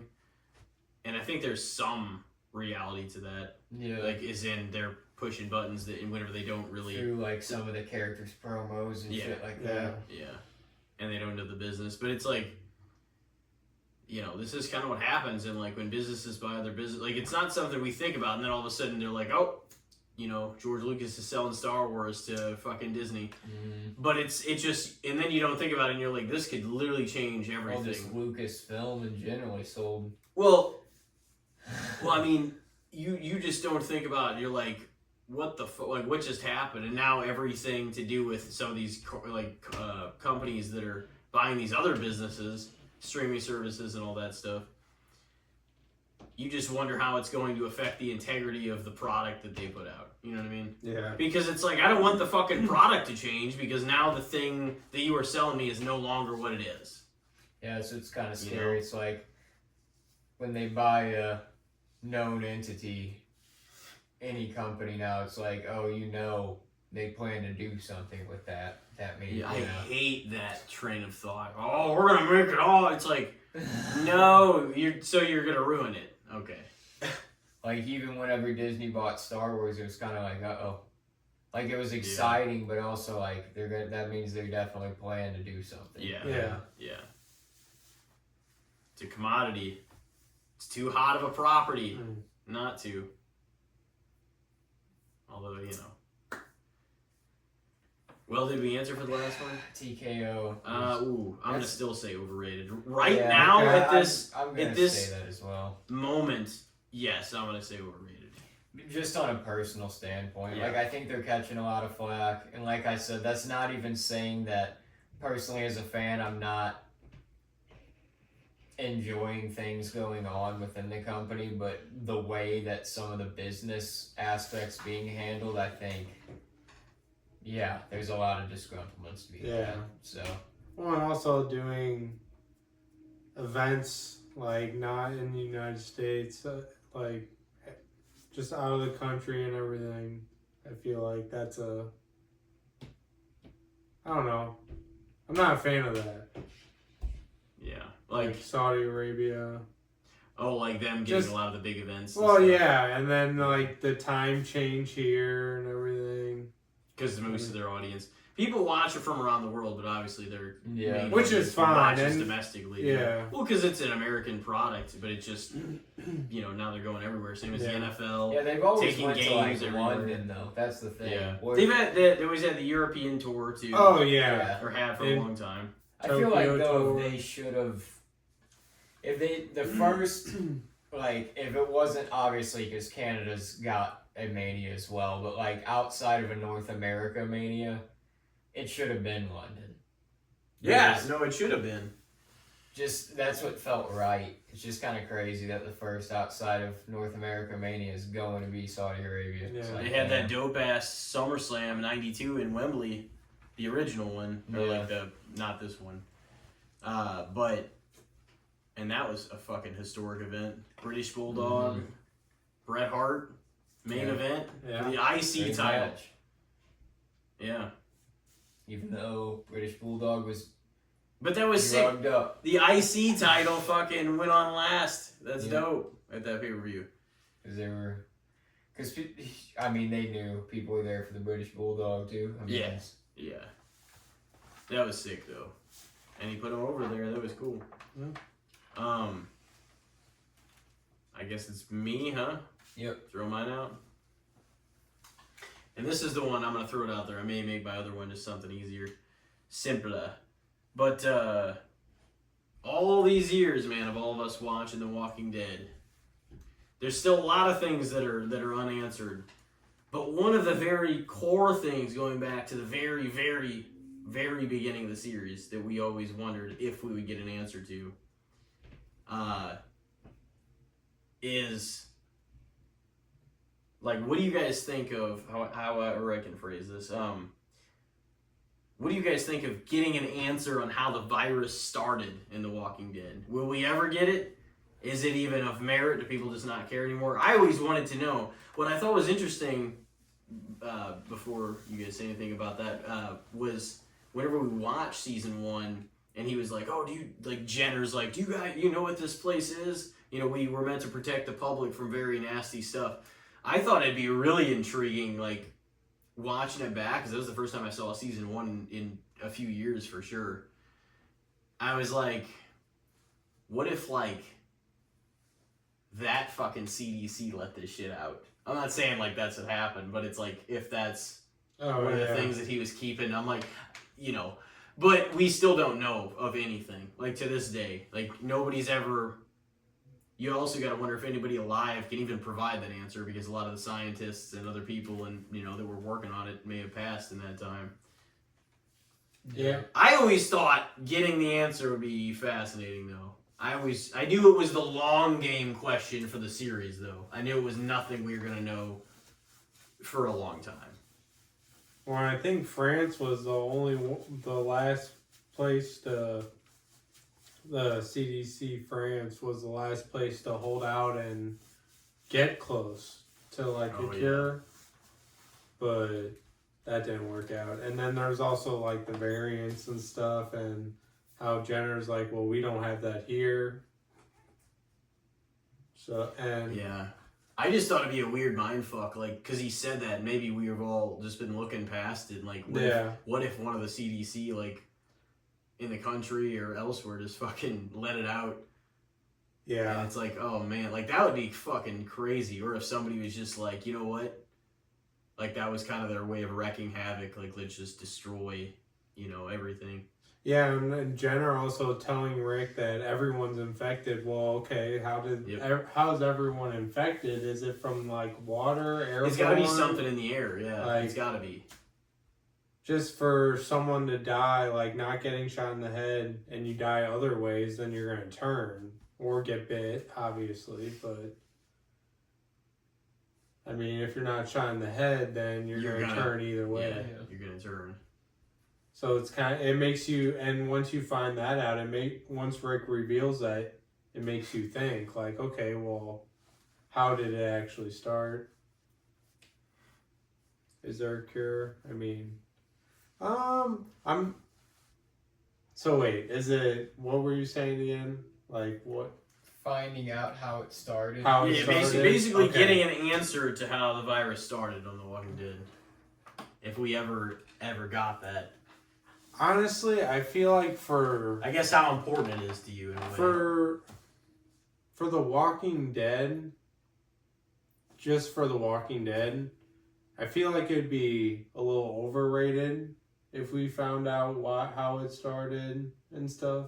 Like, you think that would kill the mystique? I think so, because really I feel like The Walking Dead's just more about like how to survive and like these people trying to survive, what they can do to survive, and just like learn the new world. And I think but it is kind of cool how they just kind of slither how they put the CDC in with Jenner and everything. I think it's just cool doing those little things to make you think about it. It makes you think about that, oh man, maybe we're a little closer to knowing. Yeah, and it's just not too much to where sometimes when you're doing too much, it's like, okay, maybe you didn't need to do that. Mm-hmm. I mean, yeah, I think a little bit overrated. Yeah, I mean, it's kind of the route that I was sort of thinking. It's tough because it is kind of like an intriguing thought, always, obviously. Like, how did this all begin? But at this point, I don't think that it really does matter, just because we're so deep in the story and the apocalypse has been going on so long that it's like, it almost feels unimportant now. It felt more important earlier on. When you thought you could continue. Yeah. Or maybe make a cure. Yeah. At that time, but now I feel like now they're just trying to rebuild society. Like, it's not even about what happened in the old world. Mm-hmm. That's a crazy thought, isn't it? Yeah. That's a brand new existence. It's like. Well, I also think once we found out that Rick knew that everyone was infected, that we wouldn't probably get too much more. He didn't tell everybody for a season after that. It was a while. He learned right before he left the CDC, and then whenever Jenner pulled him aside, we didn't get those words until like after him and Carl basically killed Shane. Yeah, and he didn't even believe him at first until what happened to Shane. So it's like. Just one of those things. And they're like, you still trust him after keeping that from us? Like Carol said, and a few of them. And Rick was hearing some of the murmuring, and he's just like, that was whenever he took the full fucking Rick mode.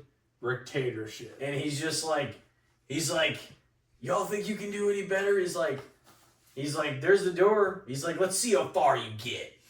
It's like, but honestly, no, that's the truth. It's just like, okay, well, Yeah, if this isn't working for you, see ya. Yeah. Well, and it didn't matter. It's just like, what, let's fucking see how you do. yeah, what It's would probably have not gonna be well. changed? If he would have told them earlier, what would have changed? Nothing. Yeah, no. It would have still been the same. It's not like it's, yeah, there's nothing. I don't really think it changed too many outcomes on, like, in that sense.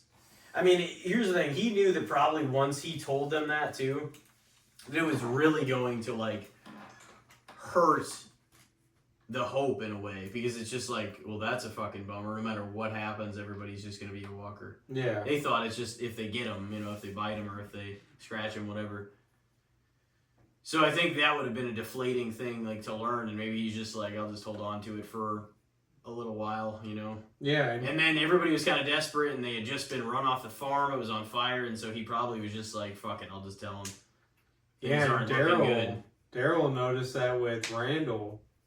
He caught on Yeah. quick, right? And it's like, Because he's like, Randall wasn't bit. Him and Glenn found them whenever Rick and Shane went off on their own, and he's like, he's got no bites or scratches, and Daryl's like, no, he's like, I'm telling you, he died from this. Got his neck snapped, and Shane like snapped his neck just like, I don't even know if that would have been an hour or two before that. Maybe not even. They walked through the woods for a minute though, him and Shane, and it's probably a good 45 minutes to an hour because I mean it it got dark quick. so. And they went out when it was still light out, so some of those shots were amazing. Like that fucking, like whenever Rick and him and Shane are like walking through the woods, and then Rick's kind of in front of him, and then Shane stops, and Rick notices like however many feet before, because he's like waiting to say what he wanted to say and like pull out his gun, which he didn't even get his gun. He was like getting ready to, and then Rick pulled the knife on him and got him before he got him. Yeah.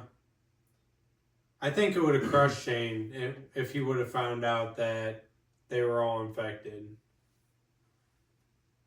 I think if he would have heard that from Rick, let's just say he were to live, and for some reason Rick decided to still tell them or something, or like with Daryl telling Randall that he didn't die from a bite, but he still turned, Rick would have opened up. I think Shane probably would have gone a little bit crazy from that, just because like, well, shit, we're all infected. Like, there's nothing we can do. Yeah. Maybe not. I mean, he was already going crazy a little bit, but he knew he was a little ahead of the curve. Yeah. Yeah, he was right. He was just the wrong messenger. Yeah. Unfortunately, yeah. Oh man! So you guys are gonna say overrated? Yeah, I think so. Yeah, Oh, by a man. hair. I mean, it's just one of those things. I think it just doesn't fit The Walking Dead. No, it was definitely something that I had my eye on, like, really early in the series. But I knew, for sure, with how successful it was too, you're like, they can just, walk this down the road forever if they want to. Yeah, and honestly, we thought we were closer whenever we ran into Rosita, Eugene, and Abraham. We thought that was another one. There was multiple times when things looked a little bit, a little brighter for everybody, and we're like, oh, maybe we'll get a little closer, and then a group, something always fucking happens, of course, they got to make it entertaining. It's got to be great. Yeah, and I think at the time I wouldn't have minded, but now I'm just kind of at the point where, like, I'm okay without it. Walking Dead? Yeah. Well, no, like, okay without knowing about, how it started and stuff. Yeah, the world's moved on from it. Yeah, that's crazy because it is like they've had to, through the decade or decade and a half it's been since then, they had to completely leave it behind. It was too late anyway. Yeah. And just once, because like probably 70 to 90% of the population by then got wiped the fuck out. So it's like we just haven't seen parts of the world. It regenerated and however much shit at that point anyways, the virus itself. So it's like they were never gonna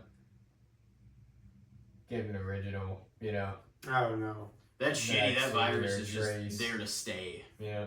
What? They're lucky that it wasn't like World War Z or anything like that. Yeah, that's true. I mean, granted, a herd can really change things, but man, Most of those zombies were pretty slow. Yeah. Or walkers. Some of them get faster throughout. Yeah. Like, whenever you watch the spin-offs and like later in the season. Start climbing. Yeah. Well, and that too. They took that route as well, which I didn't mind. I mean, yeah, it wasn't bad. But no, yeah, overrated. All right. Well, this one's a rather simple one, but what do you think about Lil Yachty's role in WWE? What do you think? Like, do you think he's entertaining, or you think, what the fuck is this guy doing here? I don't really have any beef with it because he's not really taking any real attention away from anybody. It's obviously for clicks and Yeah, that's the thing. more I feel mainstream like attention. he's one of the more, since Mania season, celebrity editions, he's one of the more over ones because he isn't like taking away from any of the matches, especially mainstream or main event matches or anything like that. And he's just kind of like Trick's manager. Kind of just like his henchman, basically. Better than Travis Scott. He's done a lot better than Travis Scott. I like it. I think it's cool. I mean, it fits. He sells the moves well. Yeah, it fits. He does a pretty good job too. I mean, for what he does. But yeah, I think it's I pretty much. I don't know. Feel like that fair. Yeah. Either that or a little underrated, but I think fair. He's like a lifelong fan too, so Yeah. I don't mind it. Like, I'm not like, I it's feel not like like it my makes favorite sense. thing or anything. Like, oh boy, Trick and Yachty are coming out. Yeah. You know, but Although Trick doesn't is bother me. pretty damn fucking cool. Trick's entertaining. Yeah. Yeah. He's just already got fits. a lot of He's people got behind aura, him, for man. sure. Yeah, he's got a lot of people like that have already gravitated towards him. Yeah. I'm gonna say fair. I think his in-ring Yachty? not that his in-ring needs work. I don't know what it needs. Like, I think his character is out of this world. Like, I love his character and on the mic and everything. Like, he's entertaining as hell. Something about his matches, I'm just not blown away by it. They just feel like it's like, okay, this is After his badass entrance, man. Yeah, maybe, I don't know. It's all the aura. Maybe he's It's hard entrance. to live up to, you know. Maybe. Yeah. I haven't seen enough matches to really judge that yet. I don't think. I mean, I haven't seen a whole lot, but I mean, I've seen a handful because since he's been around, he's wrestled pretty consistently. But not that I've seen any that I'm like, man, this is shit. Like, this guy needs some improvement. But none that I'm also like, wow, I can see the future in this. You know. Yeah. Yeah. From a character standpoint, though, certainly. I think I've only seen a few matches. Not too many. So you guys said fair on that one? Yeah. All right. Do you want me to throw mine out and then you can take it home? Sure, that's All right. fine if you want. I did think of one. What do you guys think of Kyler Murray to the Minnesota Vikings? Mm-mm. It's gonna be his job. I think that's fair as well. I think, honestly, like, compared to what the Vikings situation was looking like, this is probably a better outlook for them than anything that they potentially had rolling into the season. Maybe the J.J. McCarthy experiment's fully done, but I'm not going to say he's done yet. I don't think he is. Like, Yeah. with how the NFL is now, that dude might go somewhere else and tear it up still. Like, I don't know. You could be a Sam He might. Arnold. Go somewhere else. Yeah. You just never know. The biggest thing is he's been hurt so much already. Yeah. Yeah. So. And he's just had a few rough goes, too. Mm-hmm. But yeah, I don't know. I just think it's first season, you know, rough I don't shit. think anybody's expectations are In the like for him to slums. just blow people away necessarily, but it definitely could be better than the situation he's coming from for Kyler. Yeah, I think he's got Dude, he's got a great receiving core to Oh, yeah. work with. Kevin O'Connell. Yeah, I got O'Connell. I mean, it's a great situation in Minnesota for sure for him. And it's, like you said, it's probably, at least this year, going to be his job. So it's another chance for him to prove himself on another team. And yeah, he's probably got more hope, it feels like, in Minnesota than in Arizona. Mm-hmm. So, yeah, I would say fair. Like, I don't think that it's necessarily like a blow people out of the water. I would almost even, if anything, lead towards underrated. That's what I was thinking. I think like nobody's necessarily talking about it, and he could sneakily come in there and blow people away. Mm-hmm. You never know. I guarantee it'll be better than last year. And he's got new coaching staff, and he's got great weapons now, and it could be a situation that people are like, holy shit, nobody was talking about this or looking at this as much as they should. So I'm actually going to lean a little underrated, I think. Yeah, I think I'm going to say underrated as well. I mean, yeah, JJ just, I don't think, or at least in Minnesota, it seems like there's much there. And Murray I was actually surprised he went to Minnesota. I wasn't expecting that, just because of what Minnesota has been dealing with. But I mean, I didn't expect them to get another quarterback. And like, have they moved on from JJ? No, he's still on the team. He's still. Yeah. But I'm assuming he's gonna be backup. At least for a while, I'd imagine. Yeah. No, I think it's underrated. I think he should be Kyle Murray should be good there. Yeah. I would It's an say better than interesting where fit. he's been. Yeah. And who's on the Dolphins? Who's their quarterback? Malik Willis, your backup. Okay. Yeah. This son of a Yeah. bitch. I know. We needed Malik. I don't know why they did that. I mean, I don't know. That was tough. It was probably worth, taking a gamble on, at least if you Yeah. need a short term, like, oh, let's pay this guy a little bit of money and see what he can do. That's He's definitely true. one of the more reliable, worthy backups. Yeah. He really is. It was great. Even when he got hurt, like, he was playing through a little bit, and Mm-hmm. He's good. he He's was. good. He is. As long as, I don't even know what they got going on down there in Miami with this. I don't even know if they have faith in their team. I don't know what Tyreek, they're no, doing. they don't. Tyreek and Jalen Waddle are gone. Mm-hmm. And those were like their offensive weapons, really. Yeah. All right, good luck, Malik. It's like, this is.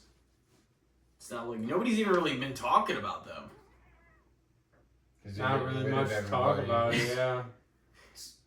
Malik Willis is there. Clearing shop, opening up cap Yeah. space. Yeah. Well, where's Tua? Tua At home. Tua went. Where did Tua go? He went somewhere. He did Was go it somewhere Arizona? else. He didn't go to the Falcons, did he? Yeah, he did go to the Falcons. Oh. Yeah. Well, I mean, I don't think he really. So they got Penix and Tua, two guys who cannot fucking stay healthy. And now Cousins is where? He was still on the Falcons fucking Oh my god. quarterback room too, but I They're don't know so if he still ridiculous. is. This is why Atlanta will never win shit. And they're paying him a fuckload of money, and he's like third string now. That's crazy. They're not gonna win anything. No, he's on the Raiders now. Oh, yeah, the Raiders. Yeah, He's Raiders. gonna probably start for Probably. them. Wow. Yeah, that's not a bad idea. Yeah, probably. Oh yeah. The Mendoza, he may sit. We'll see, or at least Mendoza start will later. probably sit under him for a while. Cousins will definitely start the season. And I feel like he's a good quarterback to sit under because Cousins will actually kind of help him Yeah. and talk with him. Yeah. Yeah. So, you guys said underrated, huh? Yep. No, I would Yeah. probably lean that direction too. We'll Quiet. see how it goes. Yeah. I heard that. Should be interesting though. It really it is kind of an interesting, intriguing fit because it's like Yeah. you didn't expect a Kyler Murray, Justin Jefferson connection. You know, we're going to be seeing that now. So that's kind of cool. Yeah. And Jordan Addison, if he can fucking stay out of trouble. I know. He was great in fantasy, and then he started fucking around. Well, Brendan, it is time for yours. What do you got for us to take us home? All right, so bringing it back home, Star Wars. To Star Wars, all right. Yeah. What do you guys think about the animated series for Star Wars? Basically Just the all of them animated they've stuff? had? Yeah, just basically all of it. Now, I mean, depending on what you have seen, but even Disney stuff too. Mm-hmm. I mean, a lot of it's been Disney stuff. Yeah. I Wait, wouldn't is say Clone Wars? no. No, that's what that I was thought. almost entirely done. Not the last season, maybe even debatably a season or two before it ended. I don't even know how that all worked because it was already in motion, and the show still pretty much looked and felt the same. So maybe they were transitioning everything, and some of that was under Disney. But I know the last season definitely was a Disney one. I'm not going to say that all of the animated Star Wars stuff is equally as good, but what I will say is this. So many of the arcs and storylines that happen and are interweaved throughout the Clone Wars and Rebels and all this so much of it is much more complex than you'd think. You know what I mean? And there's payoffs and you see little things gearing towards what we're going to end up seeing in the films. You know, I would probably say overall they're a little underrated. They all haven't been equally as spectacular. I love the Tales of the Jedi. Some of them like the Tales of the Empire, whichever one they made on there was another story of a guy. I don't even know exactly what some of them were. Some have been more interesting to me than others. But the Bad Batch was still pretty damn good. Rebels, the Clone Wars, we saw the Tales. It's just they keep making different stuff that would be awesome to get a lot more stories. I just wish some of those other Jedi that we haven't seen that much of would get more stories like that. Yeah. You know what I mean? So. Yeah, I feel like it's just because you don't have to worry about people aging. You just can do so much more with the animation. And it brings out more stuff that we just don't know about. I definitely think there should be live action stuff still too. But oh, for sure, yeah. I do. Sometimes the story they actually take their time and develop the animated shows, whereas it's just how is this so? It should be the opposite of what you're doing, but yet they have fumbled so many things at different. You know what I mean?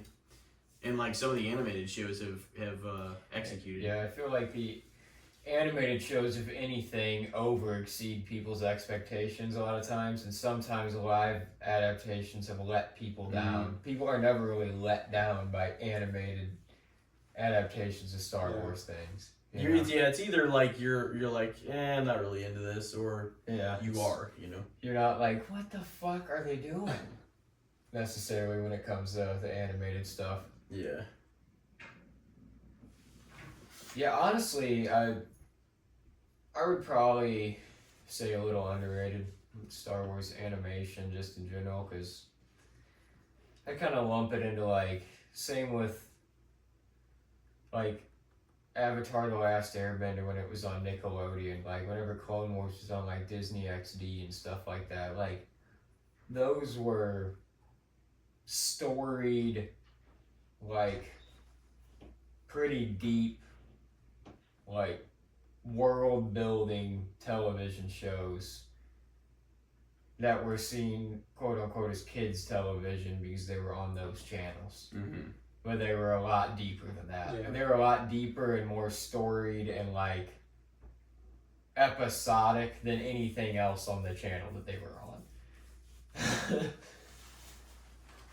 And I think that's just kind of the way a lot of Star Wars animation is probably seen. It's it's Star Wars and it's animated, so it's probably for kids, and that's not always the case. Mm-hmm. So I'd probably say underrated. There's some there's a lot of extra story that they weren't able to tell within the movies, like that the fans actually want to see and care about, that get told in the animated stuff. Yeah. Because they don't have the time. And granted, we'd rather see that live action, but getting it in some form, I guess, is better than nothing. Yeah. As long Especially as it's something done that's right. canon that is actually in a well done Yeah. show. Yeah. So I'd say underrated. Yep. Yeah. Underrated. Yeah, I think that too. And here very soon, we're going to be seeing the first Star Wars movie in over 6 years. I'm 6.5 honestly years. excited for I it. It's the am. first It should time be I'm fun. going to the theater in a couple months, too. That doesn't happen for me all that often. Yeah. I think it's been since Ready or Not, too, when we went and saw Yeah, that. other than Busboys, that was the last thing I saw. Now that's already freaking coming up on, like, damn near 2 months ago. That's crazy. Yeah. Doesn't even make sense. Time's flying, man. It does. Well, anyway, Brendan, of course, as always, it was a great time having you. Yeah, thanks for coming on. Well, thanks for inviting me. It was an honor. It was fun. We put well over 3 hours in this time, Oh, too. yeah. So we It was a have good time. done it up well. We talked a shitload of Star Wars. Great times. And many to be had here soon. And thank you very much for coming back for solo Yeah, and appreciate it, man. a little over 2 years. And we all got some stuff to look forward to here soon. Until then, take it easy. We appreciate you very much coming back on. And this has been Casting Spotlight episode 229. We hope everybody has a great week. And we will see you next time.